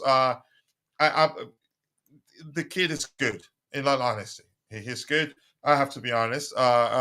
Besides whether you've watched Atletico Bilbao or not, the 2 games he's played for Spain so far, you'd say that he's good. But I get where you're coming from. Go ahead, Richard. Were you saying something? No. I haven't watched him a lot. I'd say maybe half a dozen games, give or take. I I'm just, you know where I'm coming from. I don't watch that much La Liga. I must admit, I have been, because of Bellingham at Real Madrid, I put more of an extra effort just to see how he's progressing. Other than that, not really. Other than, of course, the Champions League. I watch all of those games, especially when it's the knockout stages. But watching La Liga, no, I seldom do that, to be honest with you. And the truth remains, you don't really need to watch La Liga to know how good it is. I think in the He's, Euros, you can see that he's a good Coach, player. can I ask you a question? What do you think his asking price is? Well, not his, the club's. I haven't checked, but we did talk about it too. You can say at length when the news emerged that we were interested in signing him. Let me see. Is it a 9-figure? He probably not gonna come cheap. Nico Williams transfer fee. Not on sale. Christmas sale, no. Nope. He's not gonna come cheap. This is saying, ooh, Atletico refuses to comment on any figures, but industry sources say Williams' release clause is in the region of 55 million euros. That is 59 million, 47 million pounds. That's cheap. That's what I was And that's thinking. from New York Times. That report is from New York Times. Yeah, wow. I find that shockingly low. Yeah, and 5 hours ago also, okay, this particular report all on New York Times. 5 hours ago, Spain's Nico Williams serves notice. His 55 million euros release clause looks a transfer bargain. It is a transfer bargain because people are seeing that he can also perform on international level too, not just on club level. Wow. That's cheap, but here's the thing, and because it's cheap, Yeah, that that most definitely makes it difficult for Chelsea to be able to get him. If you get why? my point. No, because it's cheap. I see what you're saying. Yeah. Football. Yeah, and just like I think he'll take us to the cleaners. Yeah, it was Vic that said in the chat, mentioned Barcelona. Should Barcelona be interested? I think he will. He will. You can say jump on it straight up. Except if other clubs are willing to pay him even more, because the truth remains, it is business for all parties concerned. Irrespective of how much he loves to remain in Spain or how much he loves Barcelona, I think he would want to earn a lot more money. And Barcelona these days, they're looking for pro bono players. If you can, it'd be correct to say that. To me, he comes into the conversation. My Christmas shopping wish list, if it comes early, would be obviously Musiala. So it's Christmas where you are. Yeah, to me, he's the best young player in the world. Just my opinion. And I'd say Wirtz is a second, João Felix. But this guy, Nico, he's impressing me more and more. He really there's is. a report of something. I think Fabrizio Romano did talk about Nico Williams' release clause. I think I had it open, but I'll find it again. But let me catch up with what we have, and let's hear from AD. He's just joined the panel here.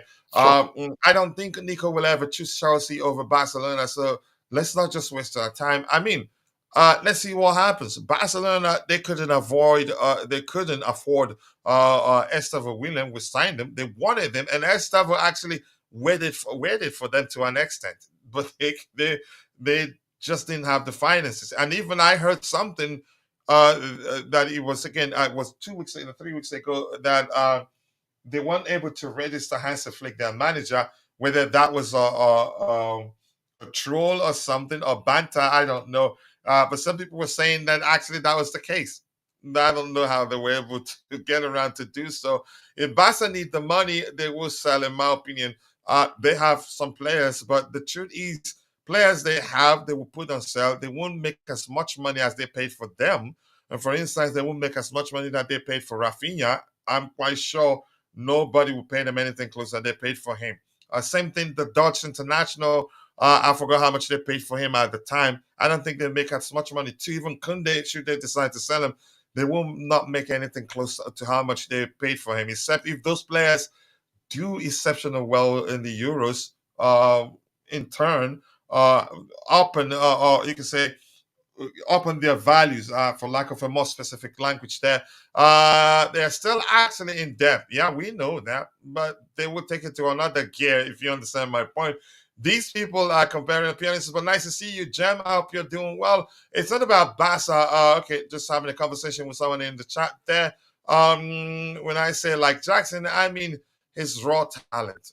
Is he really raw? He's playing like a boy. He comes across to me as a more mature player. 40 million, not bad. But 47 million pounds in total, given what we're looking at, what I'm looking at on New York Times there. Nico is 40 million release class, not bad. Note to raw when you start from Spain. Yeah, but in most cases they produce some talents that you see 16. Talk about Yamal's case. You see 16, 15-year-olds playing or applying themselves. If you don't know their age, you think that they are in their late 20s or so. It's about how you can say how the academies there, how they nurture players. 55 million euros, not bad, really. That is chicken change, but would he want to come to Chelsea? The problem is his wages. Chelsea 150k policy. I think we'll chances are we'd make exceptions. I don't know. Nico is actually 58 million release clause after his contract got renewed last summer. That's still cheap, but that's euros. You're saying there. Talmo in when you're saying I did watch the game too. That William was so impressive, and I'm not judging by that single game. In all honesty, I'm again I've seen him more times, not just the Euros there. Problem I have is that Sterling is still on Chelsea's book. It's everybody's problem, and it's not easy to get rid of. Roger, he's mentioned that already. His salary is the biggest problem. The Saudis can save the situation How much is if he? they come and offer him something 3 times or twice. I think he'd take it. Who are you Were you saying referring to, something, Coach? Roger? Yeah, who are you Sorry? referring to? Who are you referring to? Your cousin. Oh, Somebody yeah, of course. mentioned Of him in course. the chat. It says Sterling. But I jump on about Chelsea, but Southgate is not the man for the England job. I've talked about that too because I support England. Right now, the US comes first, then England, then Nigeria, because Nigeria, I'm not sure what they're doing right now. I've always followed England since the days of Gascoigne. I love them. Then David Beckham and all of them. I support all the national teams. It depends on how many Chelsea players they have there, and it depends who they're playing against. But the main issue is his wages. Let's see what happens there. I wish I could get the job of picking. Oh, okay, maybe you will give it a shot. Hello to you too. Williams' salary is quite huge already. Wow. 55 million release clause was never the problem. Nico is from Basque, and he is happy playing for Bilbao unless a crazy offer comes for him like a Kepa. Nico is earning close to 200,000. Is it pounds a week? Can you? Yeah, you have to mention whether pounds or not. If that's euros, then not too bad. Nico already on a new contract earning 170k pounds, so that's a lot already.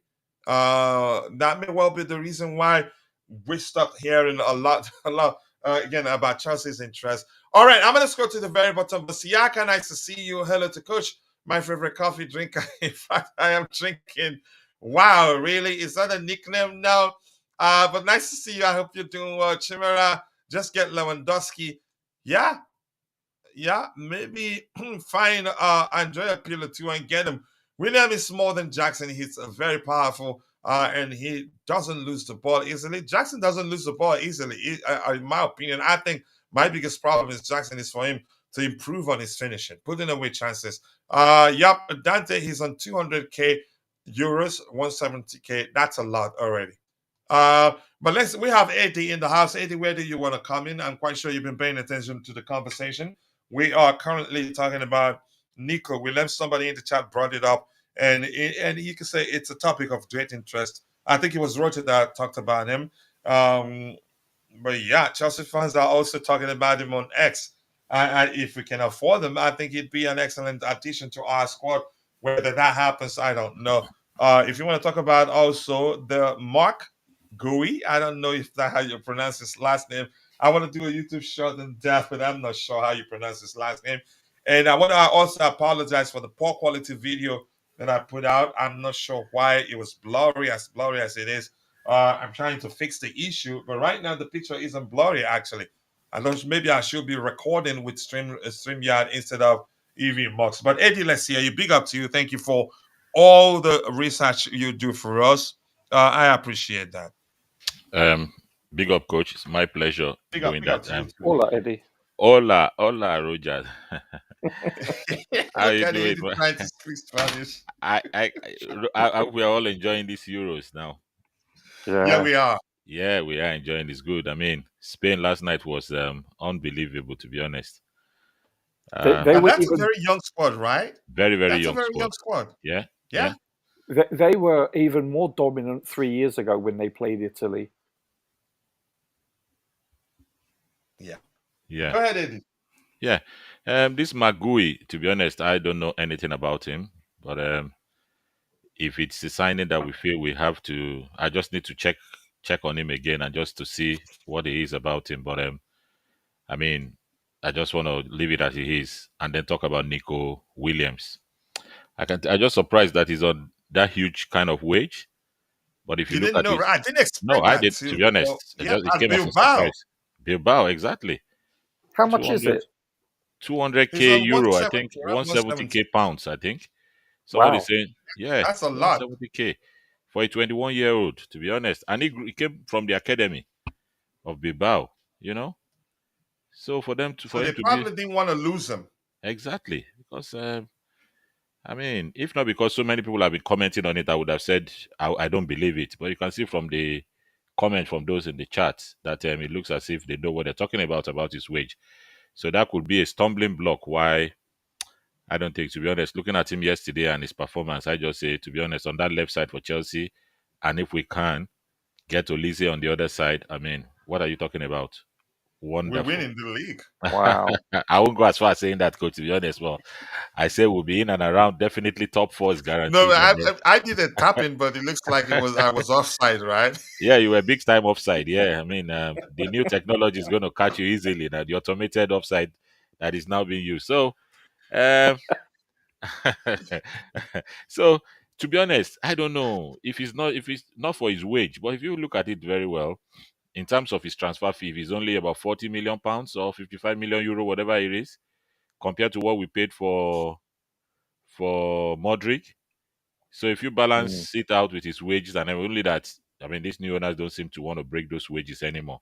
I think they have a cap as high as they don't want to break it. So I don't see that happening, to How be much? honest. How So, much? Do we know how much they're paying Tosin? I Because mean, that if we would talk tell of us a lot. yeah, but if we talk of Tosin's own will be a different because it's a free transfer. Everybody knows what that entails. I mean, those players won't base their request on Tosin because they know as a free agent you get a high wage. But the only one they'll be basing on will be Sterling, and unfortunately, I don't think we'll be able to get rid of Sterling. So because Sterling is the only one that if we can get off the wage bill, then we can say maybe. But I don't see them. Nico is only 21 years, so if you're offering him that huge wage, whatever the transfer fee is, only Yeah, if what it's happens when it's time to renew it, right? uh, Let me just uh, do a bit of tapping there. exactly. So only if we can get him for free, then we say okay, we give him the free wage, that huge wage. Then the players won't begrudge that. But Okay, to be honest, okay, Eddie, let me ask you this quickly. Does it make sense that we can get him for around 47 million pounds because his release clause is 55 million euros? mhm. Do you think the owners can say, okay, we're not paying too much for him? Maybe how you could say the fact we're getting him because you could say it's a bargain, and that's from New York Times saying Spain's Nico Williams serves a notice. His 55 million euros release clause looks a transfer bargain. Of course, it is given the market these days. Look how much we're pricing Omorodion. And I think Nico Williams is a much better player. Do you think the owners will say, okay, since we're not paying that much money for his transfer, why not get him? That is, if he would want to come to Chelsea, more importantly. And you can say how much we're saving from his transfer can make up or whatever we end up to paying him for a duration of time. I don't know.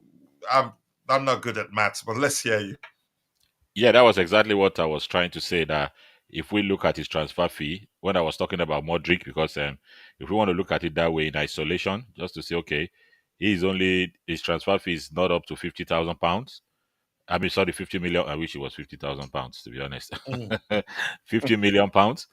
Then, Okay, so please go you, ahead. you just think about his wage, but at the same time, other players will look at it. That's exactly what I was trying to say. That other players will look at it and say, no, if you're giving him that much, like if reports we are hearing about Gallagher is anything to go by, he's requesting for maybe around 150k, and he's an academy player. So if you're not offering that, I think they have a wage structure they are not ready to break at all.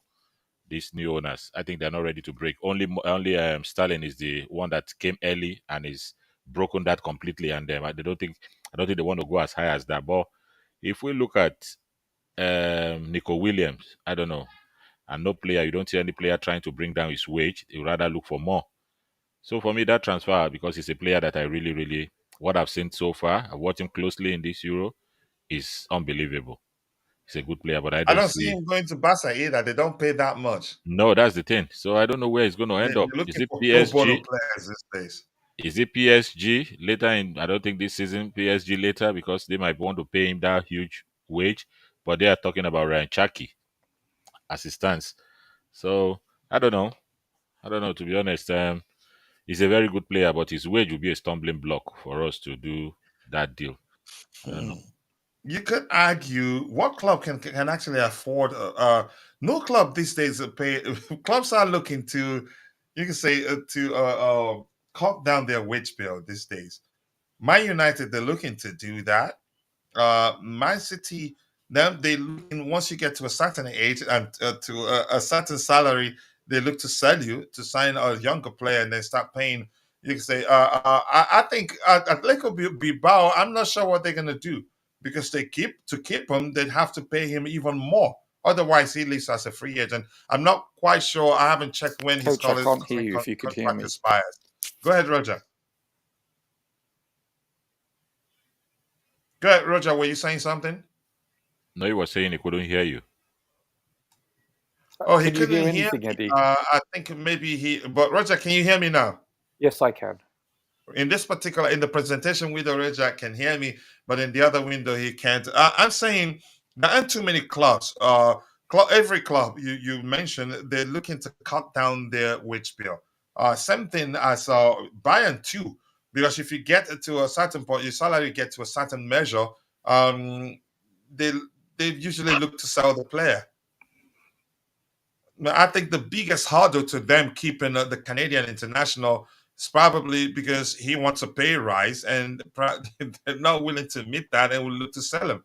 So I think Atletico Bilbao, they have a serious issue. If they're paying him as much as 170k pounds per week right now, uh, they might find it difficult to sell him, even though his salary, I don't know.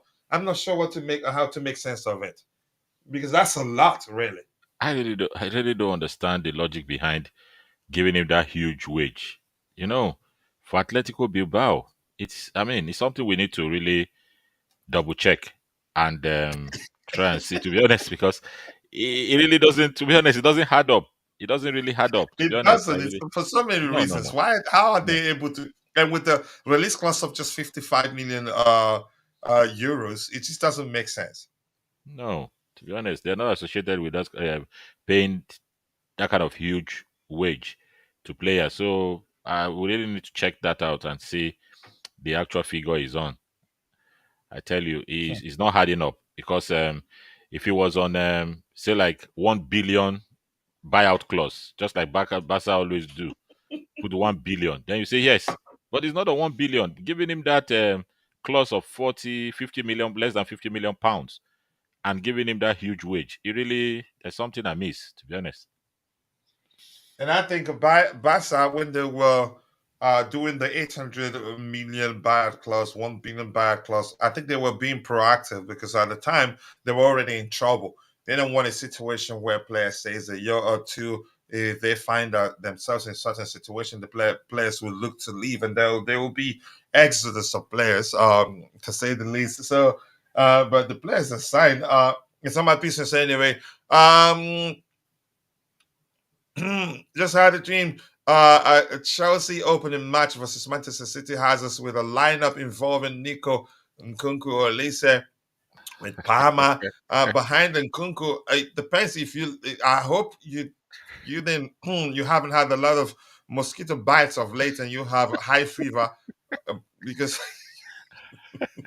Please just continue with that dream. Just continue yeah, dreaming, just please. dream on, dream on. Dream on, dream on. AD a knuckle from Dante to you. The Italian defender in number 5 that we're looking at is very good. Who is that? I don't know. You have to mention the person's name because Bilbao only uses players from Basque, is how you pronounce that. They value their talent. It's not easy to create a players like Nico. I think I agree. You don't have too many of those. I am off as well, Coach. Okay, see you later, though, Waldo. I appreciate you finding the time to join. Anything else to address? Keep dropping the likes on the stream, people. The likes do go a long way. Basque pay a lot for them. Inaki Williams and Nico, older brother. Inaki, yeah. Who was that preacher for us to sign Inaki that time? I think it was Eugene. It's an Ohio wage, 190K a week. Wow. That's a lot. Yeah, dreams do come true. So dream on. He's playing right now. Has the game started already? We should be rounding up soon. I wanted to watch him one more time today. But we should be rounding up in a few minutes. Sorry about that, guys. I trust if all the teams notice that Atletico Madrid and Nico are Atletico Bilbao and Nico are open for negotiations. They all pull out with a stupendous wage and transfer offers, especially. Wow. PSG, is that what you want to say there? Interesting. This says on Fabrizio Romano's playback yesterday, it was said that Nico is very close with a lot of Barcelona players. That's a factor too. Not that it matters. It matters to an extent in terms of convincing him to want to join Barca, but there are other factors that have to fall into place for that to happen. But give Barca another year, and Nico will join them. Okay, let's see what happens. PSG don't mind selling their entire club to fund wage bills for a player they are after, and I think they have room right now, given the departure of Kylian Mbappe. The president of Barca of PSG, I like to call him. Barca Abruk says, Kimso, anything else to address? I'm going to just go to the very bottom and now try to get your subsequent contributions in the chat. I appreciate you all. Roger, that's an interesting topic you brought up because Chelsea fans are seriously interested in Nico Williams. We move on from Mark Gui. I hope that's how you pronounce his name. I can't make the video if I don't know how to pronounce his name. This is here. I'm not sure what to make of it. If I believe it, then it's a good sign. Marco Correa saying that he's saying we are happy with Enzo Maresca as a new manager. He did great at Leicester City. He's a really good coach. I hope we'll all have a good season. Here's the thing. I'm paying attention to the word we here. I think he's not speaking for himself alone. To me, I can be very analytical sometimes, too much to my liking. But in this case, him saying we are happy means that the players probably most definitely they've had conversations, and this is reflective of the fact that a lot of the players maybe I get it. Some of them did show this disapproval of the manager's departure and how he went down and everything. I think they're happy that they have a new manager. Some you could say to an extent that some of them probably prefers him over Pochettino, but there's no way to know. But my point is that they're happy. Let's just go with that. If you have anything to add to that, if not, we move on to the next topic. Really.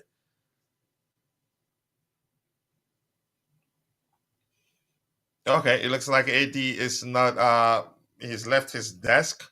And by the way, I love his microphone really. But Roger, I don't know if you have anything to add to that. I usually like you to talk about this sort of thing. If that is if you don't dismiss it anyway. But let's hear you, Roger. What's that?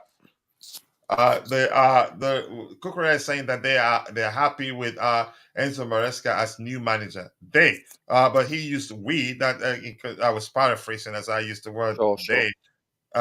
For me, I think he just shows that I don't know. Let's hear you have talked at length about that report on the screen. By the way, he looked very solid last night playing for Spain. He was Yep, one of their standout players. He looked very yep. He's the tactically highest sound. rated, actually. Was he really? Yeah. Yeah, on Uh, the he, app. Yep, on yeah, FOTMob. I use FOTMob. sure, same here. Yeah, he Mhm. was impressive, I'll be honest with you. He made some important tackles.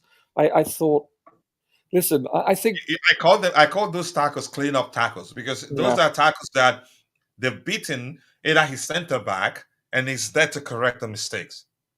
I think, He was there. Yeah, go ahead. I think his first season with Chelsea, I'm not sure why, but he was a completely different player to what we were accustomed to seeing, not only last night, but all last season for the most part. He's showing far more discipline. For whatever reason, I don't know. But I'm becoming far more comfortable with him, especially when you consider the alternative. Um, so listen, I would like to keep him. I'm glad that I'm sure there's some of the people in this squad, the players, that it's hard because you build a rapport with a manager and the But I other still think, coaching yeah, staff. go ahead with what you were saying. Sorry, I apologize, Yeah, Sergio. it's about relationships, Hmm. and especially when you're that young. A lot of these players are young. Don't forget, it's the youngest squad in the Premier League, so they're impressionable. They look up to people like the coaching staff and the very few veterans we have. They seek guidance, and so it's natural for them to be dismayed, shall we say, that their manager slash head coach had left them, and now I they mean, have it's a natural thing. yeah, it's like moving on with a girlfriend, right? It's what it is, and I think it's over time. They're going to settle in. He seems like a personable individual, Maresca. I like some of his videos. He seems sincere. He seems authentic. More Um, importantly to me, Roger, is that he's a good communicator. I've yeah, seen I that. mean, let's be honest. It's really important how a coaching staff, not just the manager, the actual all the coaching staff, how can they relay the information whereupon they can use that information on the field? So you're right, how well they can communicate and instill certain aspects of the game. I'm hoping they can do it very well because this is a young, talented squad, and on paper they should go far. I'm glad to hear that they're well, obviously he's away in Europe, in Germany, playing for his nation, but I'm pretty sure, upon returning to the squad, that there's going to be. I think it bodes well. He's There's young going to be too. harmony. There's Yeah, going to be harmony, in my I mean, opinion. Maresco is quite young also, so he can relate to a lot of these players. He's not Look, in his 80s, so yeah, look, Roger. I think the manager leaving. I don't think it differs that much from, for instance, one leaving a workplace where he's developed a bond with co-workers and left for one reason or the other. Sometimes you'd be pained, but before you know it, you've moved on. well, I guarantee you, Cassaday, he's probably been inundated from his teammates about I don't know inquiries. the word inundated, so break it down Okay, so I'm so pretty I can sure. learn a new word too, Roger. Yeah, so he's been, I wouldn't say overwhelmed, but I'm sure a lot of people in his team, the squad members, have approached him, ad nauseum, and basically said to Oh, him, to educate them on. yeah, well, Yeah, let what's me he do that like? tapping. Yeah, go Yeah, ahead. because he's got experience, like let's say 4 to 6 months with him, with Maresco. So they probably asked him, okay, what's the lowdown? What's he like? What does he expect? What are his expectations? What are his no nos? They probably cornered him in a polite way and said, can you give us what's the differences between these two coaches? What are his expectations? Things like that, and I'm pretty sure that he's probably given positive feedback. So it's a good thing that one of the players, no matter how young he is, has experience working with him, under him. So that's a good sign. So there's going to be more accurate expectations. I'm sure a lot of them have probably contacted him and asked them. I know I would if I was playing, if I was a squad member and hadn't played under this new manager, I would, approach. I You think it's know, a sensible. yeah, You can say argument, Roger. It makes sense. It's a sensible thing to say. yeah. And Because we're not just talking about what he expects. But I'm talking about his expectations about formations, about how he runs things. They probably talk tactics, and so I think they've probably either go around each other's house or text and what have you. He's probably debriefed them about, listen, this is how the formations he's played, this is what he expects. So it's good. At least he's going to give them heads up. So I think that's important. I listen. I don't know him. I've never met him, but I think Maresca. He seems like a well-grounded individual. He communicates very well, at least on video. that's So very at least some videos, to be honest. yeah, I mean, I don't know what he's like in press conferences. I haven't Yeah, gone out of because you my haven't way. met them in person, so it makes sense. Yeah, Um, I haven't gone out of my way. I haven't listened to press conferences, but he's quite, shall we say, he brings across his point of view quite clearly.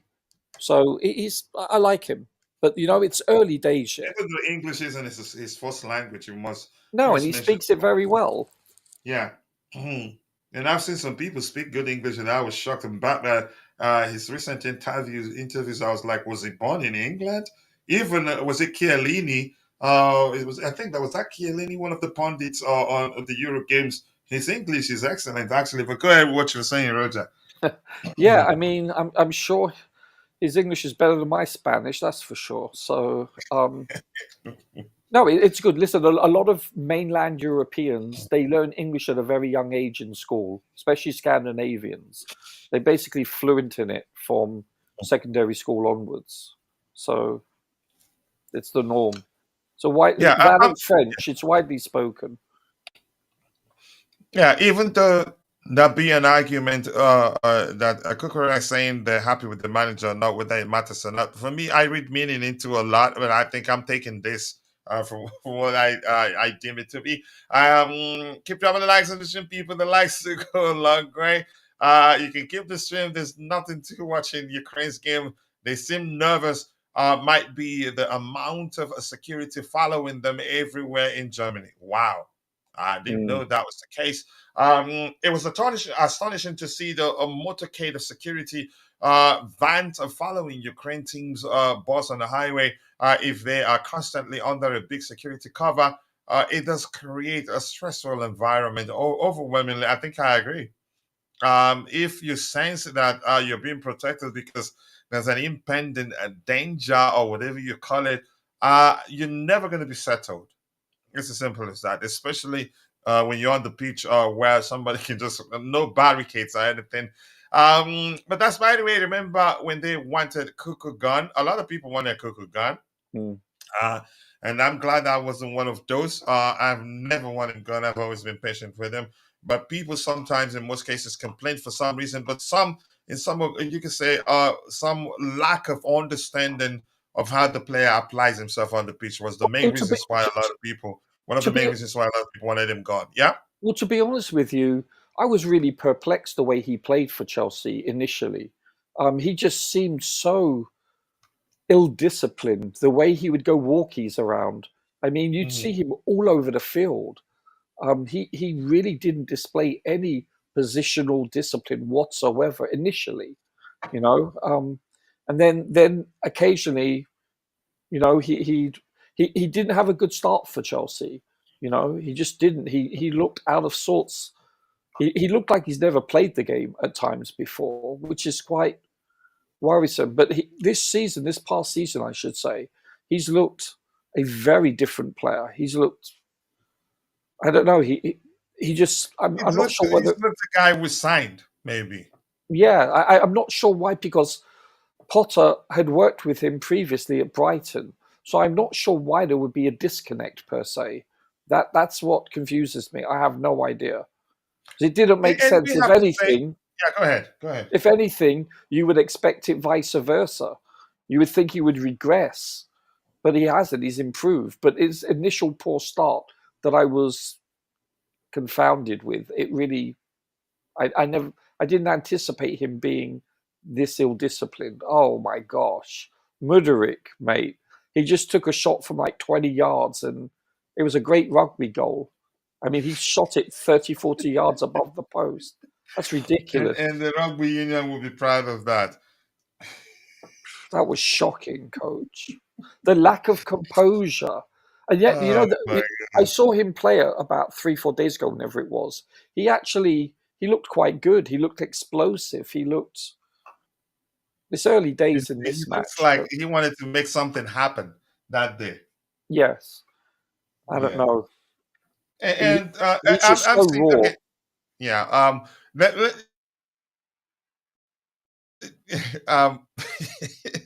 I'm crying the way you explained that.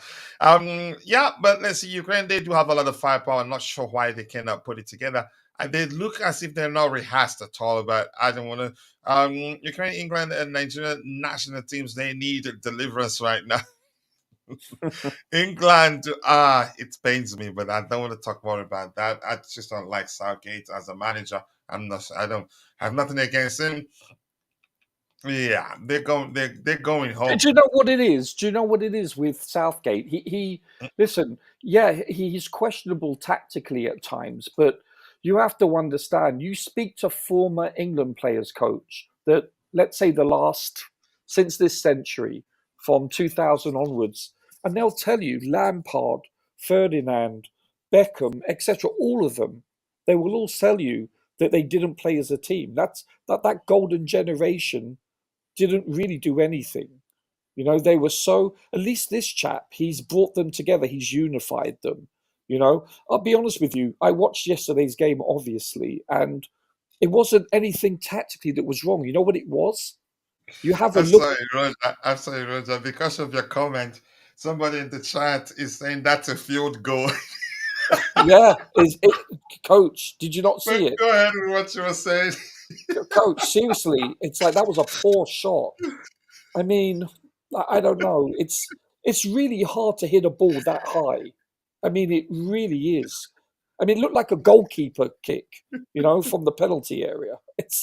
That's how bad it looked. I don't get it. I don't know. He's a dichotomy by definition.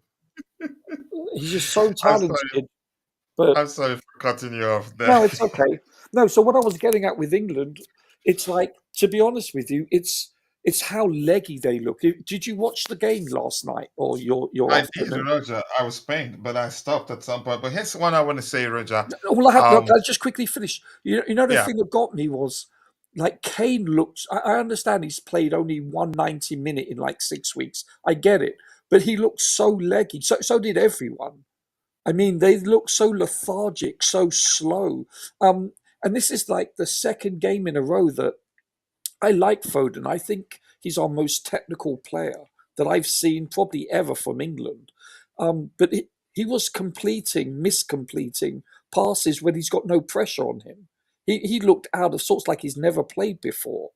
And that has nothing to do, by the way, with his position, whether he's playing a number 10 or a wide player. Does that make sense? If you have a look at all his touches, he's played so poorly. But it's what concerns me is what we're doing without the ball. Forget about with the ball. That has nothing to do with the manager. They're not closing down. And yeah, I will agree. I did welcome the Trent Alexander experiment. I thought that was brave. I thought, you know what? Because everyone is complaining that he's too conservative and there's so many attacking players. Bringing in a Trent would open things up. Well, we've seen that experiment has failed.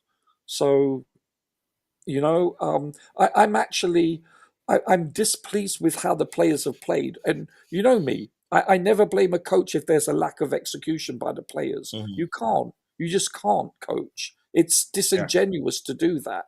But boy, Listen, it's not over yet. We've seen teams start off a tournament badly and end up winning it. Yeah, Spain lost to Saudi Arabia, I think, in 2010. Argentina lost their first World Cup Argentina. game. Argentina lost to And Saudi I Arabia. knew there was, and at the time I was telling people they were still going to win it. It's not too late. No. There's a lot to learn from how badly England have played in their last two games. In And my then opinion, Kane has played really poorly. I mean, I don't know. It has nothing to do with the coaching staff.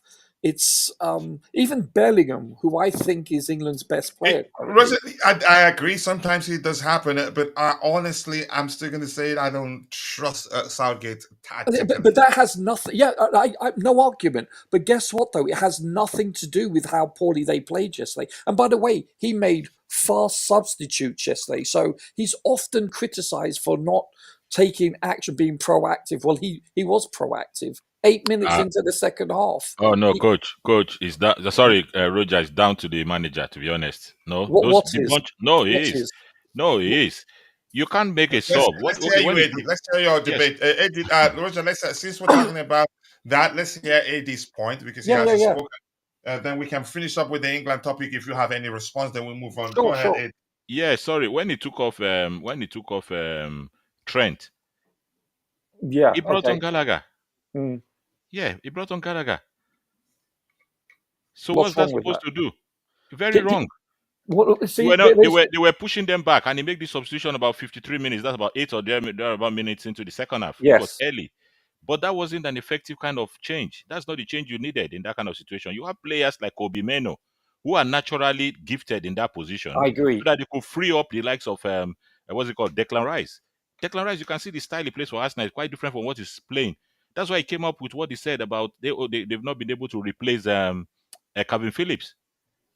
Because, he's finding it hard to form understanding between those two midfielders.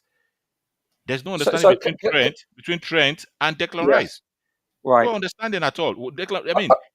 It's giving a bad impression about the natural midfielders that you took to the. Eddie, do you support England before you continue? Roger, let's just let him drop. Do you support England? I'm kind of on the fence, you see, because maybe you see, maybe this stems from where I live. I live in Ireland, and Rogers yourself, Irish people and the English people, they don't get on well. So all you hear is about, like I was talking to someone, all you were saying, but look at England. The tournament hasn't even started. They started singing, "It's coming home." That's disrespectful. They've not played well. What is coming home early in the tournament? Like before the group stage even started. There's a lot of. You can't come out here. There's a lot of animosity. There's no big. Exactly. There's no love lost. Yeah. Ireland and England. When you're done, just get back to the point you were making, because I want you to finish making, and then Roger can respond, and then we'll move on to the next topic. Exactly. So what I'm saying is that it stems to the money from the. See, there's this. I listened to some pundits talking. I think he looked at the group stage, the teams there. The countries there, and maybe he looked at it and said they could do without a natural left back. It took Luke Shaw. Yes. And it's quite not working. You could see Trippier doesn't give anything on that side. Exactly. He doesn't. So maybe balance. He looked at it and said, "Oh, this group we can qualify from this group with this squad of players. Then we have Luke Shaw back in the knockout stages," which is quite wrong. This confidence. It goes on like this. The first game they were lucky to get the 1-0 win against Serbia, in my own opinion. Anyway, the second game, they were lucky because Serbia had chances as well. Okay, so you know what? So what's his name? I'll let you drop and then I'll respond. I'm sorry. Yeah, so, if you want to tell me, look at Foden. Is Foden a winger? In my opinion, no. Exactly, and he's playing him on the left. He's played on the left for City, but not predominantly. No, but if you watch the way City uses him, he's not static, and they understand each other, they interchange. Right. And did you watch both games? Have a look, especially the first half in both games. He's not on the left. He's actually, if you look at his heat map, he played centrally on the right quite a bit. There was quite a lot of inversion there. Yeah, I understand that, but because they don't have a natural left back. Yeah, exactly. Who can help him on that side as well. It's affecting him. If he had a Luke Shaw, when he drifts into the middle, then Luke Shaw takes position on that left side to push the fullback back as well and give him space to operate. But Trippier is not doing that.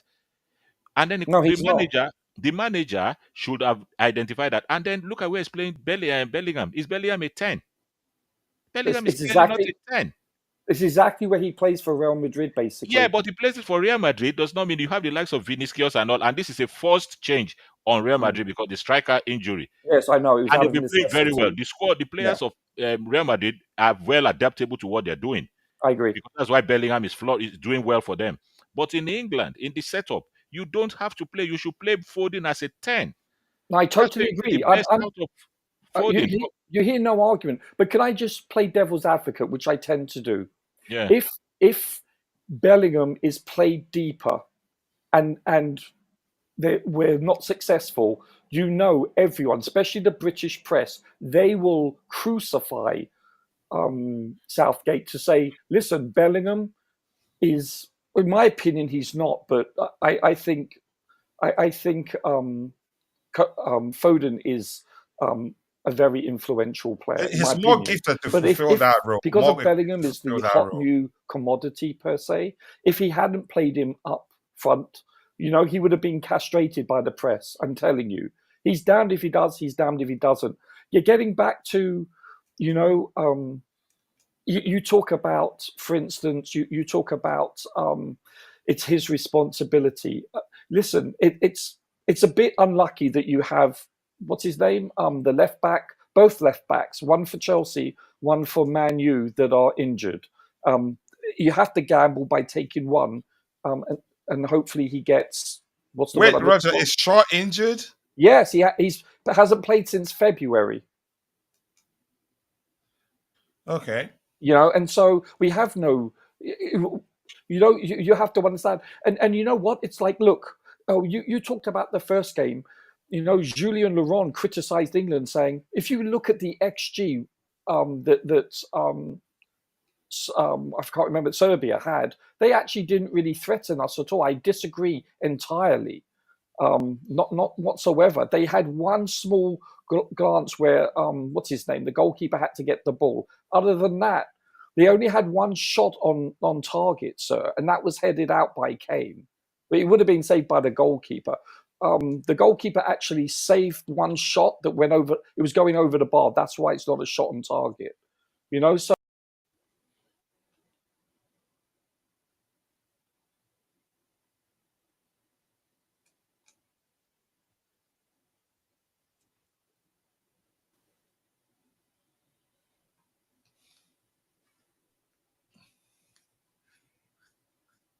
I'm not sure. It looks like Roger's connection is fluctuating. Yeah, I think his connection is kind of gone there. Yeah. Yeah. And he's still speaking though. Can you still hear him? No, I'm not hearing him now. Yeah, I'm not hearing him. But I think he will find out that his connection is Can you hear working. me? Oh yeah, Yeah, now I can hear you now. welcome back, Ola. What? Ola. So what I was saying was, it's like I disagree with about them having chances. They really didn't. You had the goalkeeper that saved one that went over the bar, and the one that Kane headed. But you know what? That was the only shot on target that they had. And then, you know what? Last night or yesterday, whichever time zone you're in, you know what? They hit the post in a weldy and it went in. We hit the post, it didn't go in. Those are the differences. I'm not saying we deserve to win. Don't get me wrong. I'm not saying that. But those are the differences. Often that happens. Does that make sense? So, listen, I'm more concerned not about the manager, which could come back and bite us in the gluteus maximus. No doubt about it. I'm not saying it won't. But currently, I'm more, and it's been England's history because of playing in this bloody league of ours. It's a very physically demanding league where we don't historically have a winter break. You listen to Mourinho, you listen to especially Klopp. What does he say? England will never win a trophy unless the FA or the EPL start looking after their players, like having a winter break. He complains about it incessantly. You look at Germany; they have like 3-4 week break, right? Stuff like this. I agree that We that's a don't. serious factor too. These That's things, a factor to consider. stylistically, how we play, these are contributing factors. And you're saying you're making excuses, but guess what? These same players historically have gone through, haven't even qualified for World Cups, but yet they've been able to win Champions Leagues.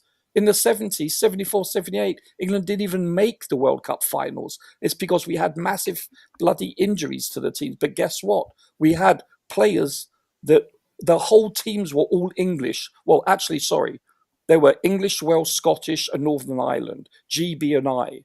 And we won the most European Cups in the 70s. But we didn't even qualify for the World Cup. Why? Exactly. And this is what happens. And we're not going to be successful unless things change in that regard.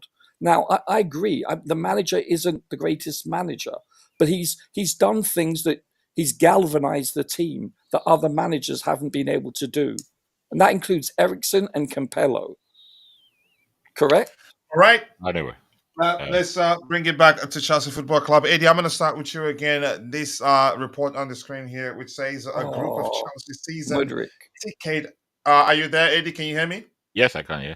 Okay. A group of Chelsea season ticket holders have begun making and selling T-shirts with the message, "If they sell Conor Gallagher, we riot." Oh, God. Yes, then.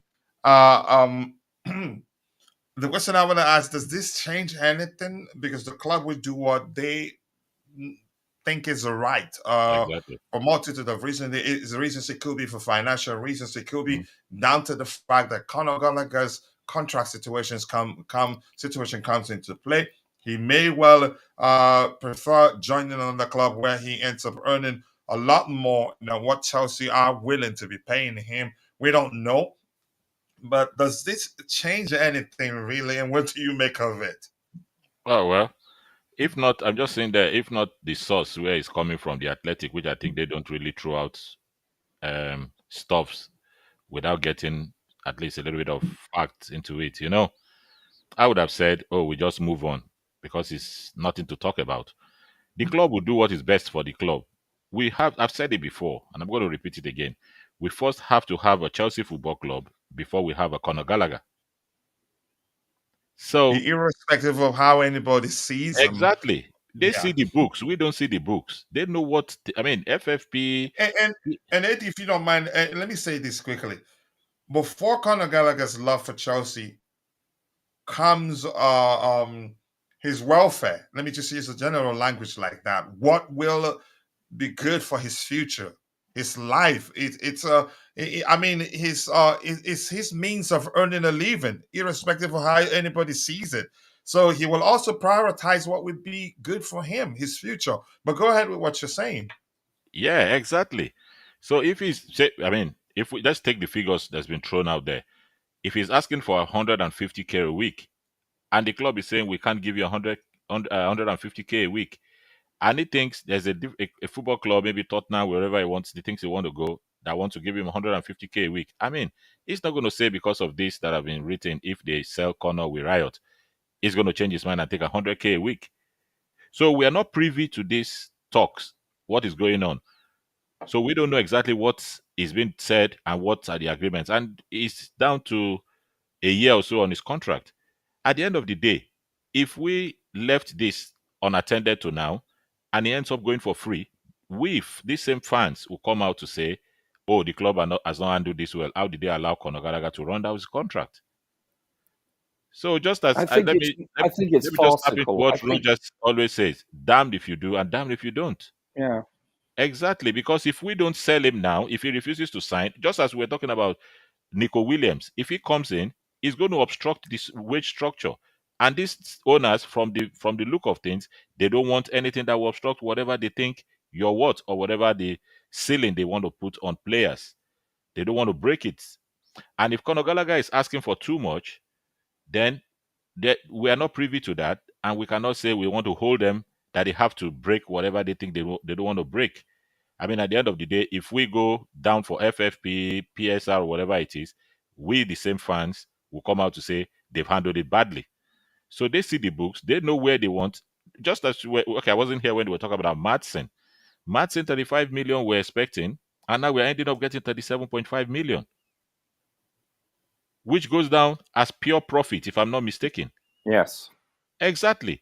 So that is the way they have to run. They see the books, they know what they have to do to keep this club running. So whatever it is, I don't think we have to go this extent to say it has to be Gallagher or there'll be riot. Because for me, I've never been a huge fan of Gallagher, to be honest. I've never been a huge fan of Gallagher. And you have every right to feel like Exactly, that. because for me, Gallagher only has that energy, the work rate, and everything. But technically, Gallagher is not sound in terms of his technical ability, and he showed even last night in the game when he came on yesterday. He runs, he gives you that energy. But when it comes to, that's why I was saying he shouldn't have been Gallagher coming on for Trent, because he only gives you that energy, and he gives you that energy when you're in the lead. He can help you to defend, to charge down, to do all those things, but he doesn't give you any more than that. For me, that's my own assessment of Gallagher anyway. So I don't think Gallagher should be the player you say, if you sell Gallagher, then heavens should fall. Here's the thing. My point is, irrespective of what you think of him, and I think there's a lot more to his game. I think he will.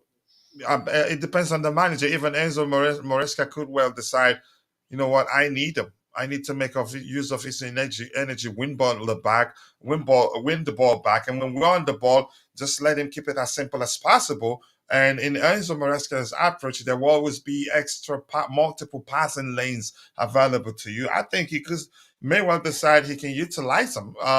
But that's, by the way, here's what I want to say is this. My concern is that a lot of Chelsea fans, they don't look at the situation from the Gallagher's perspective. They just look at it from the club's perspective, and all they know is that the club should just give him what he's asking, and if it ends up not working out, it's all the club's fault. They don't consider the fact that Gallagher himself will be looking out for himself.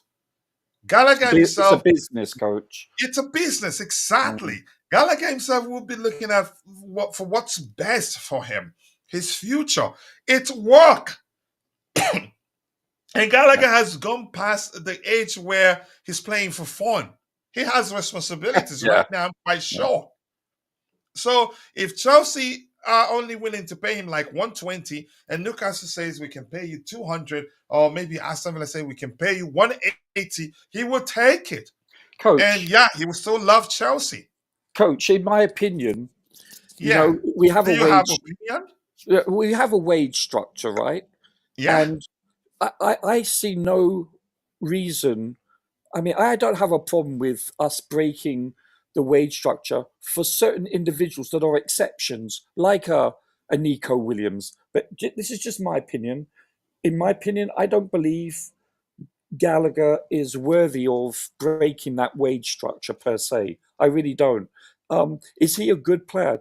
What he does very well, but I wouldn't call him world class. Does that make sense? I think it should only be done for players that are quote unquote world class. I still think he brings a lot, and he's been very dependable and any manager can make the most of what he offers, and very consistent. You can rely on him, etc., etc. He has very many positive attributes.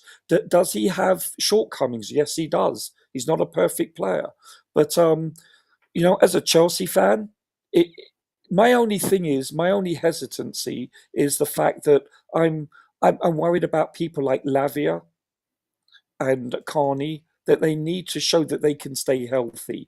You know, if that is indeed the case, then guess what? I don't have a problem Gallagher going. You know, especially because if we didn't have financial regulations, then I'd say no, let's keep him. We don't need to sell him. But guess what? We live in a real world where we need to raise money. And because we're not in the top European echelon yet, and guess what? We're not earning big bucks from marketing. We need to raise money, to raise funds, especially if we want to upgrade our squad. And so I think it necessitates selling him and other people that are, you know, pure profit, basically people that we sign on a free or are from our academy. It's just the way of the world. It's business. Yeah, the biggest problem is that people don't discuss that situation objectively. They just hate the player. They hate the player. At least AD doesn't like the player, but he spoke about the situation objectively. Where I have issues, that's the key, being objective. Some of my friends, very close friends, are like that too. They just focus on their dislike of the player and not even speak about it objectively. Because the truth remains, if we haven't learned anything at least during the days of what's his name, of Mauricio Pochettino, is that irrespective of what you think of the player, if the manager wants him, he stays. Again, if he stays, if the club agrees and they find an agreement, he stays. We'd see a situation, chances that, and I kept telling people, had Pochettino remained our manager, even if Romeo Lavia returns, Conor Gallagher will still be starting games. Then the manager will have to figure out a way to accommodate Romeo Lavia, and that's because, irrespective of what you think of Gallagher, or you at the time, he was Pochettino's most important player. But people at the time weren't even paying attention to that. But my point is, let's judge the situation and judge objectively. Speak of things, see things from Gallagher's own perspective, see things from the manager's, the club's perspective too. Some cases, the manager's perspective. Do I think we can do better than Gallagher? Yeah. Do I think if Gallagher stays, he'd have a part to play, a role in the team? I'd say yes. And I've explained how the manager could well decide, you know what, I want to keep him. Win the ball back for us. And when you have the ball, just simplify things and he will be all right. And then Enzo Maresca's approach, there will almost always be multiple passing lanes available to you. Is Gallagher my favorite Chelsea player? I'd say no, but I just like to keep things objective. But that's, by the way, we'll see what happens. The situation has become a lot more complicated than it was last season, and I knew that was going to be the case. And I still say 20 to 80, leaning towards him leaving percentage-wise. That's because his contract situation comes into place, and he will always look out for what's best for him, irrespective of how much he loves Chelsea Football Club. But we move on from that. Let's see what else we have here. Keep dropping the likes on the stream, people. The likes do go a long way. Where did we stop? Gallagher, prospective week 138. That's the series, right? They told us Poch doesn't want Maatsen, but Maresca isn't keeping him either.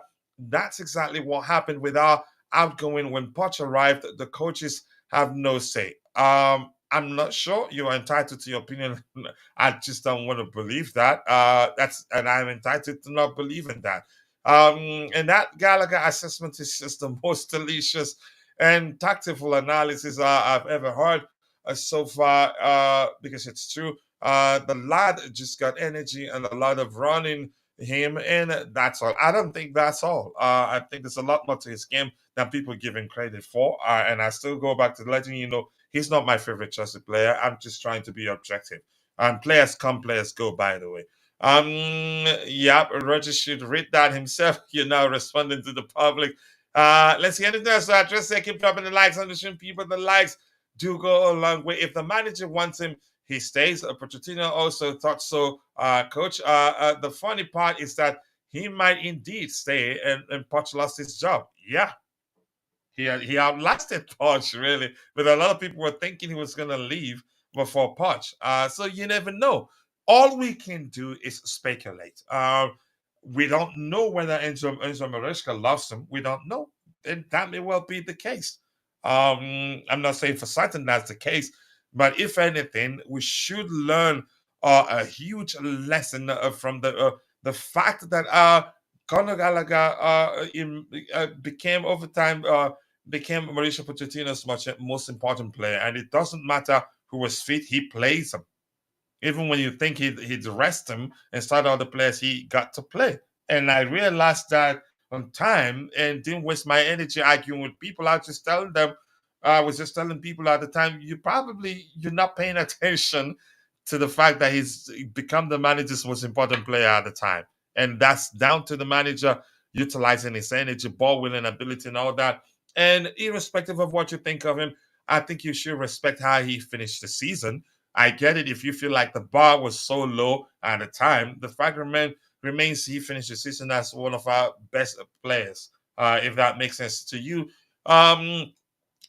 Let's see, Labotka for Slovakia is just chef kiss for a midfielder. He won man of the match in their last game, and you're sounding as if he's going to win it today again. Board will sack Maresca too. If things don't go the right way, they will. No sentiment, irrespective of whether he's on a 1,000-year contract or not. I think you know that yourself. Dante has been tamed. Just go away. Leave me alone. I want to host the show. Keep dropping the likes on the show, people. Roger is on fire today. Again, it's been a brilliant conversation from the panelists and those of you in the chat also. And that's why what we're here to do, to learn from each other. Let's see anything else to talk about here. Keep dropping the likes on the show, people. I'm going to scroll to the very bottom and then we'll try to get the subsequent items we have lined up. Not subsequent, really. I want to switch pages to this man's page. Let's see if he's talked about publish any new reports. Just give me 1 second. It looks like he has. How many? I do not know, but just give me 1 second here. My coffee is at critical stage, from running low to critical stage. This one here, so is Magui any good? I don't know him. And at 18, I think it's a good signing. We usually sign 12 to 15 year olds, but this one is different. Okay, just look last one in transition. Yeah. So I don't know him to comment anything. Chelsea are exploring a move for Barcelona striker Mark Gui for £5 million release clause. That's not a bad. If it's not as good as we've been told, that's fine. And this is that talks about Aston Villa. It says Aston Villa are confident of completing the signing of Ian Maatsen for £37.5 million from Chelsea and hope to finalize it in the next 48 hours. And if you've been paying attention, the lesson to learn there, don't try to hustle the owners to just take how much clubs are willing to pay them. Let them do their thing. They've proven they're shrewd business people, given how much they've sold certain players. But that's, by the way, I think we've addressed this particular report. Also, are still interested. Chelsea, this says Chelsea are still interested in signing Hafiz Omar, but haven't been able to agree on a fee with his club or Jodu City. That sounds like something located in Lagos. He spent 2 weeks at Chelsea, where he impressed Mauricio Pochettino and his a technical team. Mauricio Pochettino is no longer a manager. Whether Maresca likes him or not, we don't know. So, Bobby, anything else you want to come in anywhere? I think we should be rounding up soon. Yeah, I just thought I'll jump in. Hola. I can't stay long at all. You spoke well. I kind of left speaking about the Barcelona kid. That's an interesting one to watch.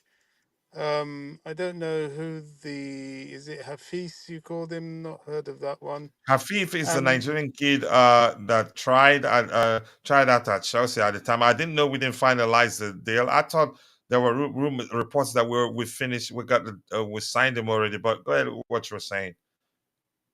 yeah, I mean, I don't really know about that one. The Maatsen deal. Hopefully for him and all concerned, that goes through smoothly. I still would rather a sell-on clause is added to that, just to maximize everything we can. Teams are learning from us. Everybody attacked us for what we're doing, but look what Villa have done. They have put him on a 6-year. Well, they want to put him on a 6-year contract to amortize the cost to the maximum.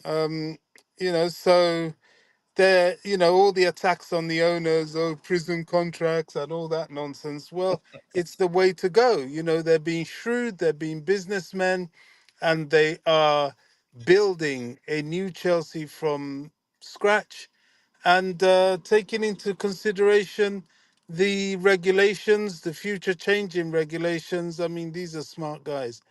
Anything outside of that, I don't think there's any further thing to hear yet on the whole Olise situation.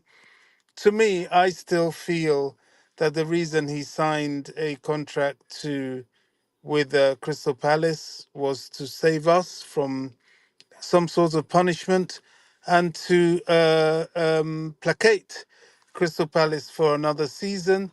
And if, with the question that, well, if we really want him that badly, we can come back again the next season, which we have done. So now the ball is in his court. I think he'll be foolish to sign again for Palace. That just doesn't make any professional sense for him. Chelsea is everything that suits him. So let's hope he sees that and goes along. You know, he's a club that he knows. It's not a small club by any means. It's going to be a club that will be a platform for him to ply his trade and get to the very peak of his potential. I would love that signing. I'm looking forward to it. Hopefully it happens. Anything about that? Theo Hernandez, I'm not sure that would actually come to fruition. Although, in a situation where if he's available, any of the left backs that we have, of the two, to be brutally honest, I will get rid of Ben Chilwell before Cucurella. Ben Chilwell's injury record has done for him in that sense. I don't trust his ability to last a season, and I don't think we need that. He has been somebody that has been constantly unable to go beyond October in a season if he reaches October. So we'll have to see with that one. Having said that, Mr. Reece James, we love you. The only reason you have escaped a lot of things is because you're an absolutely brilliant player when fit. But quite honestly, all this idea of getting suspensions, missing the first 4 games, or is it 3 games of the season, one of which is Man City, is just, it's not acceptable. It really isn't. I mean, he's the captain. He's missed massive chunks of well, all of last season and massive chunks of the season before. We need him on the pitch. And I'm sure, he doesn't need anyone to tell him, he needs to be fit and stay fit. We need to have him available to us. So that's it. I can't see so much. I think the big transfer for us this market will be Olise. Any other thing? Well, it's a bonus. The striker situation. I think we went up to £42 million for this Omorodion. Omorodion is it? Omorodion. You're talking about Yeah, our third bid, right? Up to that. yeah. I mean, he must be. I mean, if the sporting directors rate him that highly to drop 42 million on a geezer that's only played, is it 3 times for the senior team? They must see something. He seems to have physicality. I think that's important for the Premier League.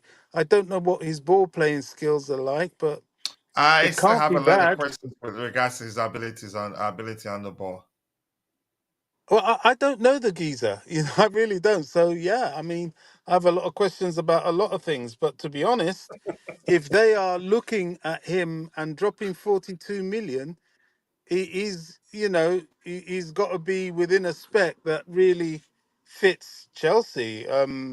Either that, or it's one heck of a smokescreen to try and get Villa to play ball with the other guy. Duran, Can you hear me? Duran, like a lot of people call him. Yeah, Yes. there may be. Oh, you can hear me. I had an incoming call. I had to shut down. Um, it's still trying to call me. There may be another striker that Chelsea is looking for. Look, I don't know. I mean, there's still a lot of ifs and buts and Hey, maybes. So Bobby. only time will tell. Yep. But have you all been watching Sesko play in the Euros? Has he not impressed anyone? I've always Sesko, known he's a good Sesko. player. Some think he hasn't impressed. Some think he has. Listen, I don't usually judge players by a few games. He's a Yeah, player I I've know. followed since IBZ mentioned him here on the panel. I think he's a talent. He's not perfect yet. He's a talent, and beyond whether he's lived up to our expectations or not at the Euros. If you knew him before the Euros, you'd know that there's a good player in there. And sometimes countries don't have as good players as clubs have, because clubs, they have internationals who are some of the best put together. And when I he's got, surrounded by those players, in most cases, players tend to do better when surrounded by the sort of players they have at club level on it than international level. Yeah. I But got you to can say, see that he has it in him. who I have been watching is that Italian left back, and he hasn't disappointed me despite his own goal. Calafiori. Yeah. Calafiori, yeah, he's Yeah. got good physicality, good on the ball, ball winner. He's I do fancy him for Chelsea, really. He looks like a player that can play in the Premier League as well. So I have watched him. That's another sort of additional kind of left back option. Although he played left centre back yesterday, which is another interesting thing. I know everybody has concluded he's going to Juventus with Thiago Motta.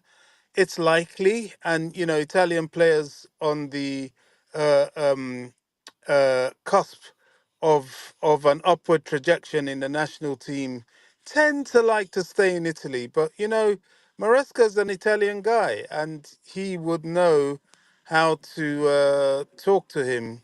Um, he's not a signing, if we're lucky enough to make, that I would feel bad about. Let's put it that way. I But certainly in would all prefer honesty, him. Bobby, I think you should know because if you believe that Maresca can convince him to come, that will, if Maresca's chances are 50%, then what's his name? Then Thiago Motta's chances of convincing Calafiori to join Juventus is 90% because he had a good season with them at Bologna. Mm. Well, you're right. It looks more likely he'll go to Juventus at this point in time. But before all this, Chelsea haven't been knocking at his door. We fail to appreciate the magnitude of when Chelsea come knocking. The only thing it is similar to is if someone like Real Madrid starts knocking or Barcelona. It has that much pull. Now you may say, I think Juventus are in the Champions League, um, but I don't know. I wouldn't rule us out. Chelsea, if they approach a player and show him that they really want him, despite being in the Conference League, this is a very exciting project.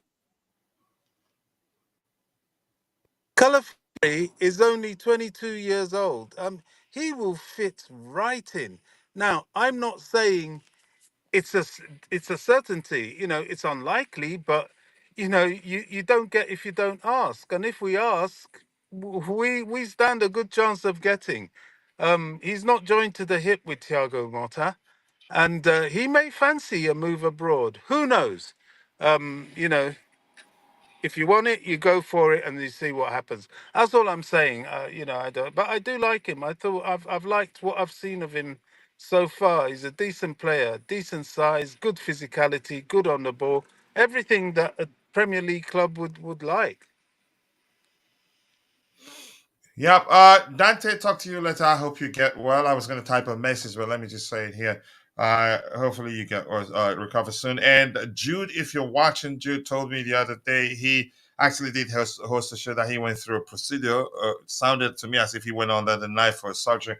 I hope you're recovering well. I'll try to reach out as soon as I can.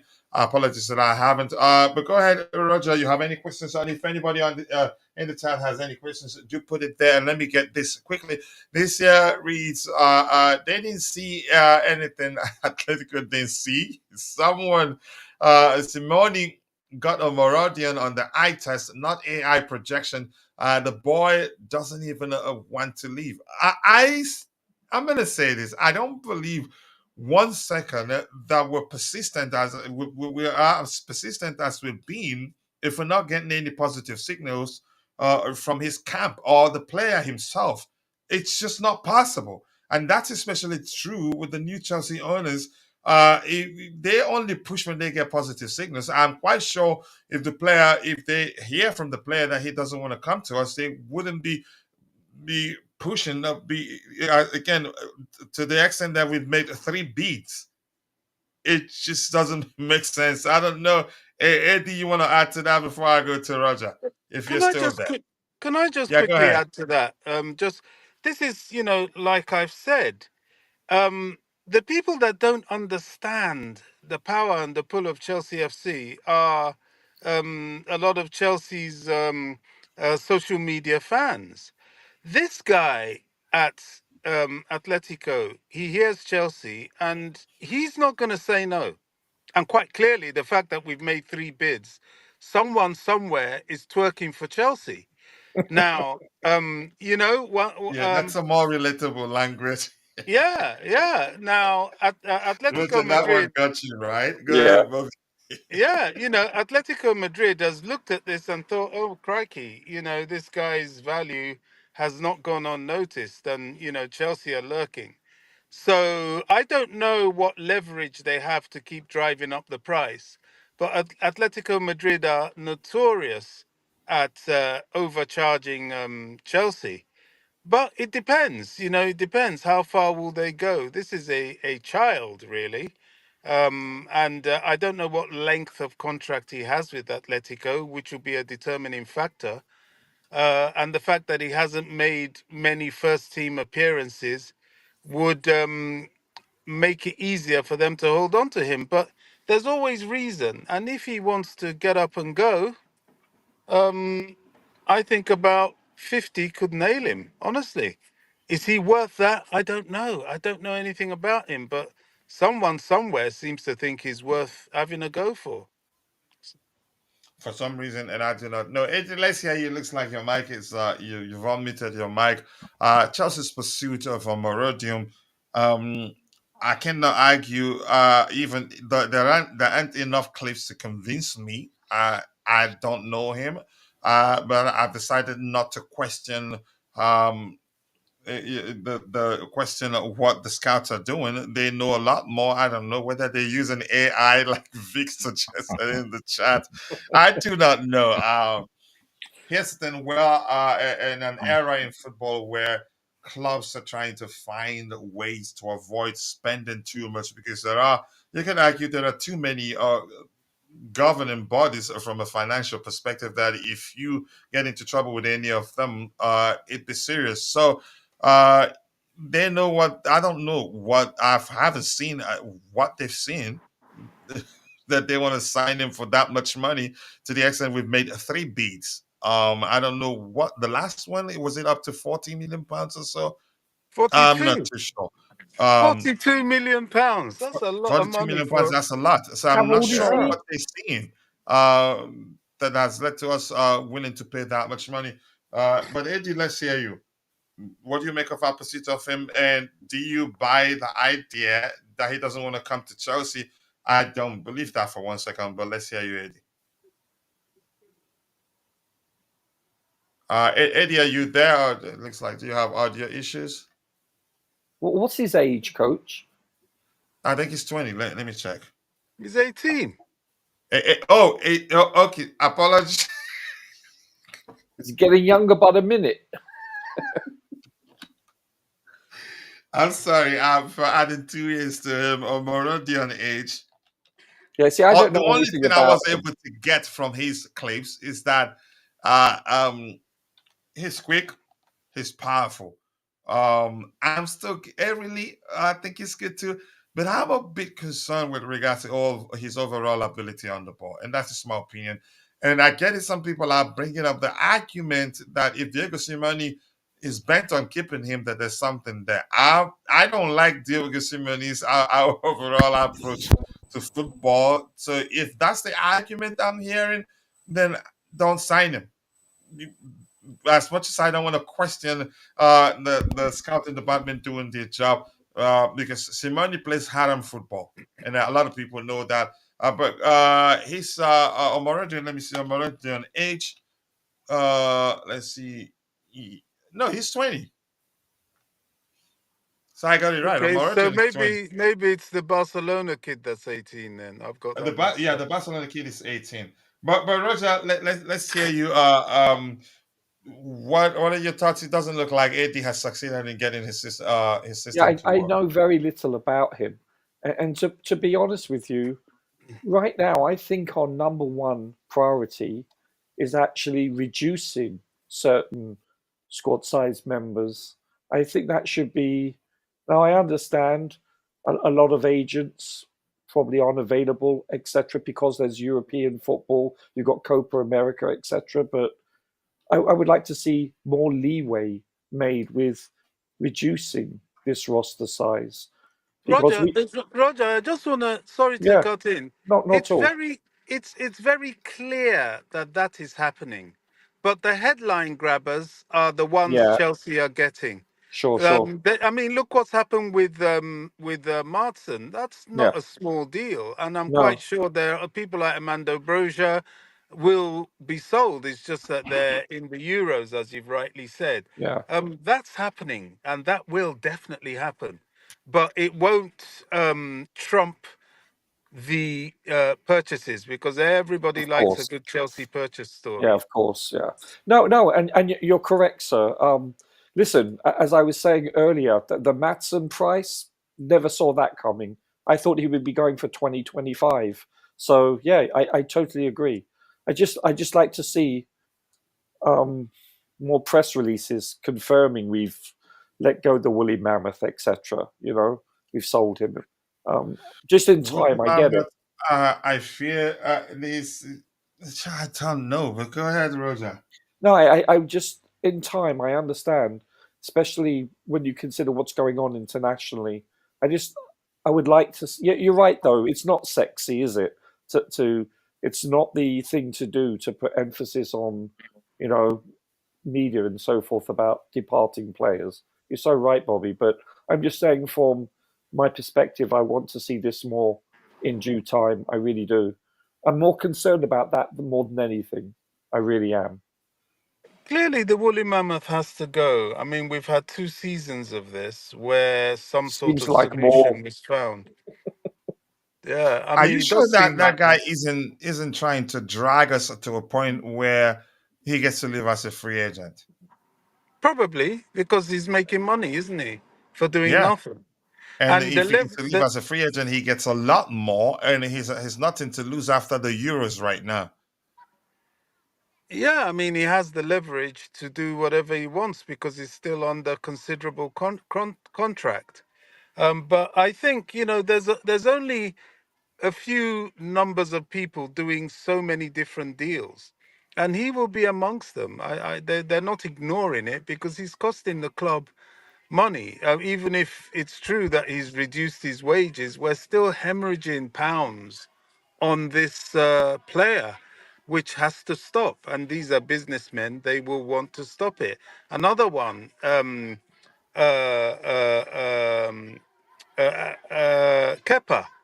Yeah, It's unfortunate that the Spaniards didn't even see fit to play him in their national team at the Euros. That hasn't done us any favors at all, because that hasn't, given him much value. And in this buyer's market, people will do deals to do him down if they do any deal at all. Kepa is not an attractive prospect. Everybody knows his deficiency. Not anymore. Well, not anymore. Well, was he ever? Marina Granovskaya did a foolishness. He was never I that think guy. Kepa had suitors. I think a while ago he had about even Lazio, Napoli, but his salary has always been an issue. Exactly, exactly. I think that's the killer. And Madrid tried him and saw, you know what, they're not. He's going to be a difficult one to offload, and unless we offload, to me, it's if only somebody 1 year comes, remaining, right? yeah, flog him. If someone wants 5 million, take him. Take it. If they can do the wage bit, I wouldn't be, but it's a problem. But he's one of those that definitely is on the selling market. Malangsar is totally off everybody's radar. My concern is just, Malansai is getting ready for preseason. Haven't you seen that on the on well, his I don't know. Instagram post? I don't know who with, but that guy is going to end up going for nothing. I don't know what the Ziyech situation is. People say he's already gone. It's been. I think it was confirmed a few weeks ago that he'll be joining Galatasaray on a Yeah, permanent. I think he's sorted out. Okay. He's the sort of the we signed. They got him for. They practically getting him for free. But I think the only gain we got from it was that they will cover the entire. They will be covering the entirety of his salary for the duration of the loan deal. And if they want him, they take him for free. I think that was the agreement. I remember Well, reading something to that effect. Yeah, but go ahead. It's still a well, good deal. that it is a very good deal when you consider that the Saudis felt his medical wasn't up to scratch, which is going some. I mean, they're not people that are stingy with their funds, and for them to back off him, it's a miracle we managed to get Galatasaray to pick him up in the first place. But I think he's there on a squad rotation system, and hopefully that deal gets done. I won't believe it till I see he's actually signed, to be honest, because yeah, he's another Yeah. one that's not easy to get rid of. But yeah, they must be working really hard on sales. They must be, and a new contract for Gallagher is not completely out of the question. But if somebody comes in dropping north of 60 million, they will consider it. Sadly, can Andre Santos be his replacement? I don't know. I'll need to see more of Santos. It's one thing balling out in Strasbourg, another thing dealing with the hurly-burly hustle and He- bustle of the Premier that League. kid is And special, Bobby. Remember, he's made his senior team debut too, yeah, he's special and I on the watched that game ball too. Like, yeah, in a silky skills environment. But you know what? In up at Luton's ground, on a cold, wet November afternoon, Exactly. with big 6'4", 15-kilo guys nipping at your ankles, bulldozing you. What sort of player is he? Gallagher has lived that and he knows how to deal with it. Will Santos, this is my concern because it's not easy playing in Bobby, that situation. will Santos actually be with us for pre-season? I think he I, will. I believe so. I hope so. Yeah, I think he will. He gets a chance. I think Casade gets a chance too. And having played Casade, now the fact that he's played under Maresca, I think he has a chance too. I think Um, Casaday probably has a better chance, and I fancy him more because Yes. he's lived it and he's got the physicality to deal with it. Um, but one thing's for certain. It's likely if he really balls out, then I will say, okay, these guys are gonna sell Gallagher. Yes. But if any of them falter, they're going on loan, and Gallagher stays for the duration of his contract, at least. it's Can you hear me complicated. now, coach? Eh? Yeah, we can hear you. Yeah, go All ahead. right. Okay. Yeah, sure. Did you hear the question I asked you about Omorodion? Oh, yeah. Omorodion. It just doesn't make sense to argue that, right? Yeah, exactly. But if you look at it, he's never even made any appearance for Atletico Madrid. They signed him October last year, and he went back on loan. So he hasn't made any appearance for them. So I don't know why we're making this huge offer for him. I mean, I don't understand. If we are avoiding You to you pay, don't you don't see why, right? I really I don't. To don't be see honest, I it. really don't. Because if we are avoiding not to pay that much for Duran, who is played in the Premier League already and is quite young as well, so why would they pay 43 million pounds if that report is anything to go by? Why would they want to pay 43 million for a player that's not even made appearance for Atletico Madrid? And he's on a 5.5 year contract from what I read. So he's tied till to 2028 or beyond thereabout. So I don't really know what's going on there, to be honest. So, but that he doesn't want to come to Chelsea, I don't really believe, except if I don't he's. believe that either. Yeah. No, I don't believe, except if he's only 20. Some of them don't want to leave their comfort zone. Sometimes it's hard to leave their parents. I think. So if he doesn't want to leave Spain, then so be it. So we move on, you know. And then coming Yeah. back to Gallagher again, we're going back to that issue of Gallagher. I mean, at the end of the day, it all depends on his contract situation. I mean, it would be foolish for the club to let him go for free, except they get him on the wage that they think But it is won't be easy to get him. His thing quickly, if you don't mind, Eddie. It will be foolish to let him go. At the same time, it won't be easy to get him to stay. That's because now, for him to sign a new contract, it would be on his own terms, mainly. exactly. But go ahead. So that would be difficult. So it's only one way this it might go. It might be heading out of the club. That's the only thing I see, because they won't want to let him go for free. That's exactly what he is. So if he doesn't want to sign on their terms, if he wants it on his terms, which is right to demand, I mean, it might just go only one way. We see him leaving the club. For me, I think most likely he leaves. I knew he was going to stay beyond January. A lot of people thought he was going to be sold in January. I knew he was going to stay beyond January. But right now, I told people once this contract situation comes into play, it becomes very complicated. But Roger, I don't know if you have anything else to talk about on Morodion, or should I go ahead and catch up with what we have in the chat? Up to you. No, go ahead, sir. Go ahead. Okay, thank you, sir. I appreciate that. Did you hear Fabrizio Romano's take on Cucurella? I don't think Malta has better edge with Bologna. Yeah, but I was speaking from the perspective of the player himself. I'm quite sure he still has good relationship with Thiago Motta, definitely.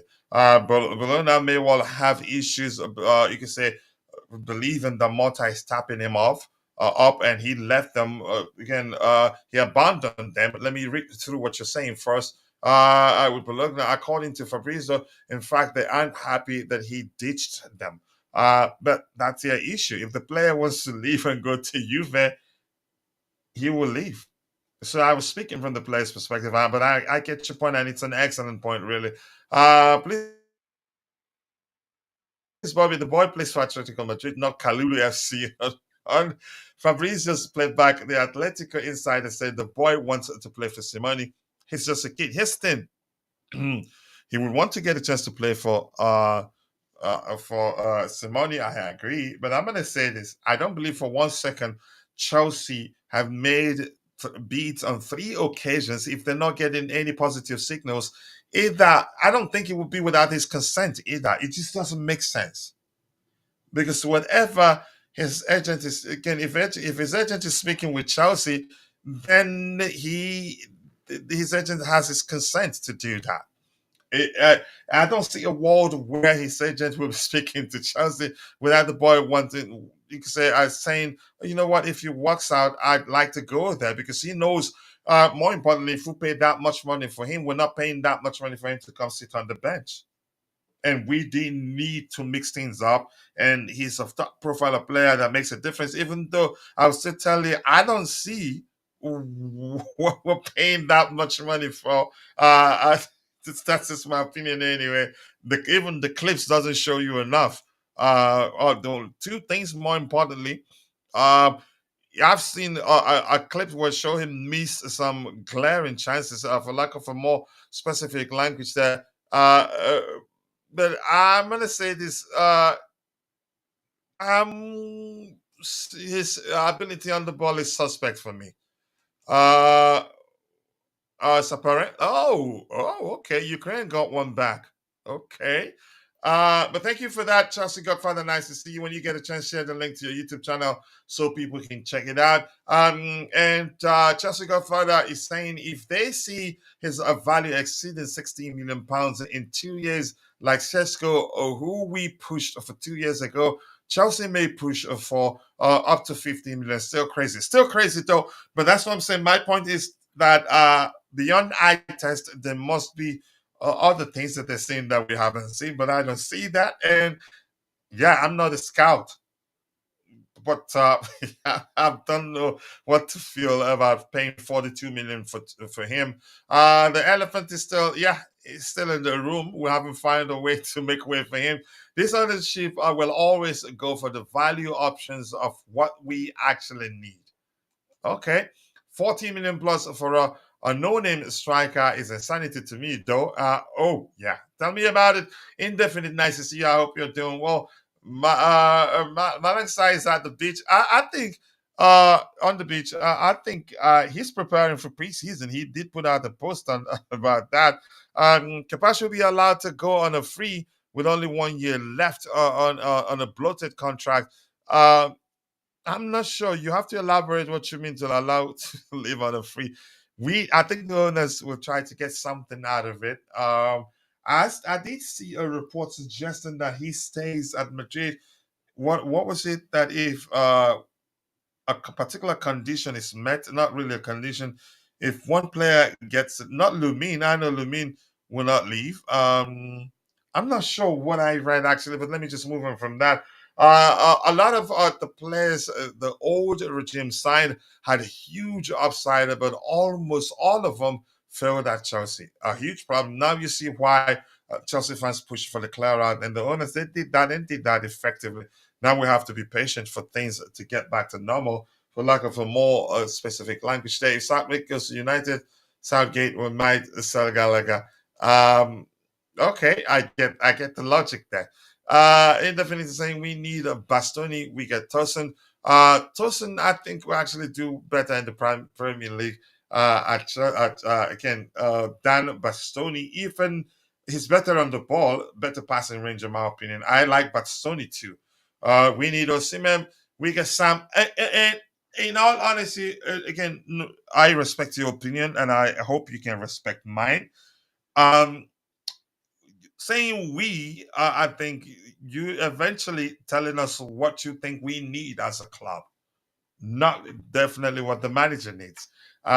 We must understand that irrespective of whether we think the manager has a say on our transfer activities or not, I think everything comes down to whatever player he says, yeah, I think that player will suit my approach. Osimhen, I don't think, except if Maresca is open to tweaking the way he likes to approach the game to accommodate Osimhen. I will not stop saying this. I will keep saying it, and I'm serious about that. Osimhen for me uh, wouldn't have worked under Mauricio Pochettino, and that's even more so the case under Enzo Maresca in my opinion. Osimhen, as good as he is, he's an excellent number nine, your stereotypical number nine. And I've known him since his under 17 days. And he's played as a traditional number nine. And Osimhen, for me, is not that he's not that sort of player you can say is capable of dropping the participating in the play and doing it consistently. It's not really his strongest suit, in my opinion, or moving to the flanks while someone has come centrally and be able to control the ball perfectly, dribble his man, find space to put a good cross inside the box. That's not him. He can do it every now and then. Even Lukaku can do it every now and then, but cannot do it consistently. And I'm not saying that there's no chance Enzo Maresca says sign him and he makes it work. After all, Pep has found a way to accommodate Erling Haaland, and that's not usually his thing. But I think I get it. We've said clearly we're not going for Osimhen. Chances are one of the biggest reasons why is that he was not going to work given the manager's preferred approach, in my opinion. If we had Mourinho as our manager, I'd say get him. He will make him one of the best number nines in world football. But that's just my opinion. But my point is, you saying we need Bastoni is just your opinion. And I think Tosin is a better player in terms of overall ball playing. As a ball, if we need a ball playing defender, Tosin is your man over Bastoni. That's just my opinion. Osimhen, I've explained. Yeah, but I'd rather Osimhen than Samu though. But Osimhen, the price tag is the issue. We need a Calafiori. We get Anselmino. Listen, you're killing me, really. Astamino, are we getting him? No, we're really not pushing. We're not that serious right now, in my opinion. Things have changed. Calafiori, it's your opinion that we need him. Can we get him? I don't know. He's an excellent player. He can also play as left back and as a central defender. He's an excellent player. We need we need Olise. You're killing me, Robert. I love your comment. That's, by the way, it's all in your opinion. Everything comes down to what the manager wants, not us, the fans. And the last time Coach made a prediction, it was that Poch stays. For reasons I explained. That's not the only manager I've made a prediction that they stay and they got fired anyway. But just leave me alone, man. I don't know. Anybody else on the panel has anything else they want us to talk about? I think I've gotten to the end of the everything we have in the chat. If you have any questions and you're in the chat, drop it and we will try to address it. But indefinite, that was delicious to read. Really, I appreciate that. Anybody else on the panel has anything else to say, or should we just call it a day? I think it's been an excellent conversation. 6 minutes ago, okay, that brings us back to Indefinite's comment in the chat. This particular report here says that Chelsea are set to make a £16.9 million offer for Aaron Anselmino in the coming days. The Boca Juniors leadership is aware of this, but will only let him go for his £19.7 million release clause. Okay, and that's according to TYC Sports. I don't know that outlet. This is the first time I'm seeing that. So if there's nothing else to talk about, I think we should call it a day. It's been an excellent discussion as usual. Stop predicting that Gallagher goes.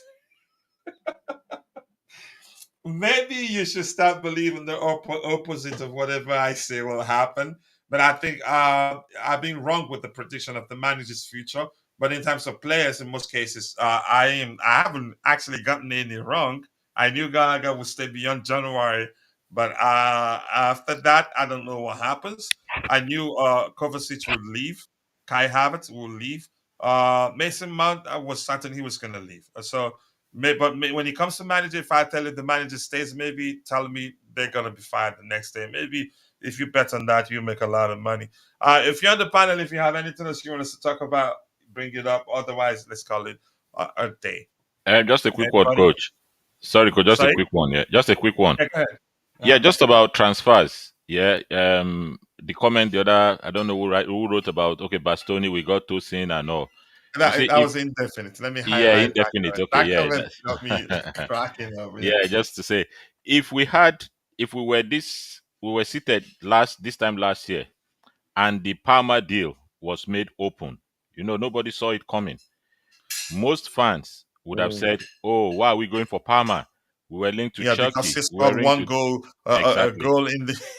So that's just the truth about transfers. We never know what you get. Yeah. Exactly. So, but because that deal just came out of the blues, it came from nowhere. Nobody saw it coming. No, I didn't. We did it. I didn't myself. I didn't. It just came from nowhere. So, but if it was in the open, just as we're having all these links and all in the open here, now we'll still keep saying, "Oh, why are they going for Palmer? We wanted Chucky. We wanted Olise. We wanted that. We are now going for Palmer." So, I mean, transfer is just kind of a funny situation. You never know what you get. Some of these players will come good, and some of them take time. So we don't know what exactly to get. We just keep our fingers crossed and hope whatever deal we end up doing works out well for Chelsea. Yeah, I do agree. Roger, anything else you want to say before we call it a day? No, just that there's a good game tonight. I think it's France versus Netherlands. Should be really good. Tasty. Tasty, indeed. It's a good one. You did a tapping on me there, but you were on side. But JC, pay attention. If I say a manager stays, just go ahead and say they're gone. But that's, by the way, I appreciate you all, JC, for finding the time to join the show. Indefinite, always nice to have you there. I cannot thank you enough. And Chelsea Godfather, looking forward to our collaboration. Whatever that happens, I'll take it. Temi Diallo, look at me. Thank you, my bro. I appreciate you. Who else haven't I said hello to? Vic, my bro, also. Shafodinho, nice to see you. Big up to you too. And to the panelists from Roger to AD to Bobby, who was here. I cannot thank you guys enough. I appreciate you all. And with that, I want to say thank you to all of you once again. Thank you. God bless us all. See you guys next time. And bye. Cheers. Cheers, everyone.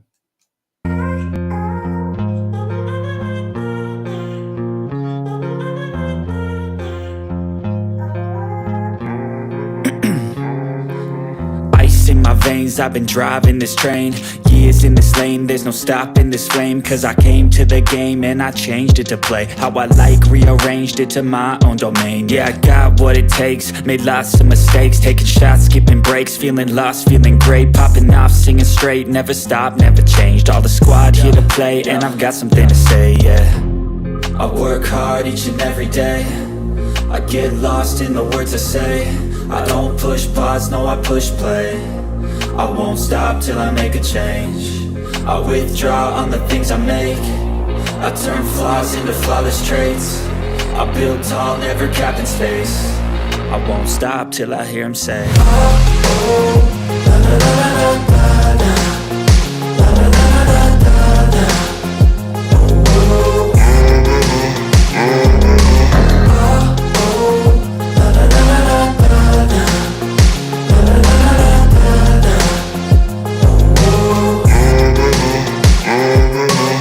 6 a.m. and I'm up again. I got tired eyes, need a cup of blend. That's right, in the AM, that's my only friend. No light, just the sun coming up on the horizon. I lose track of time, yeah, I move fast and climb a new class divine, yeah, true passion shines. And I'm through passing time, I choose stacking dimes. You snooze half the time while I move passing by.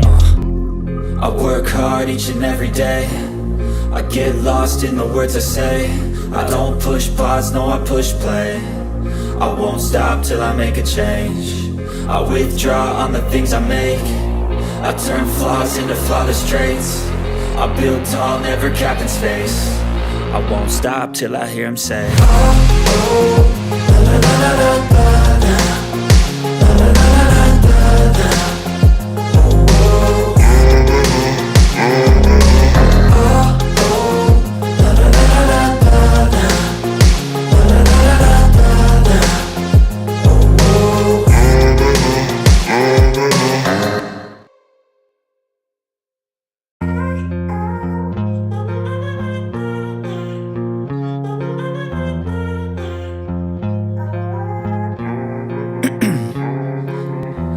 in my veins, I've been driving this train.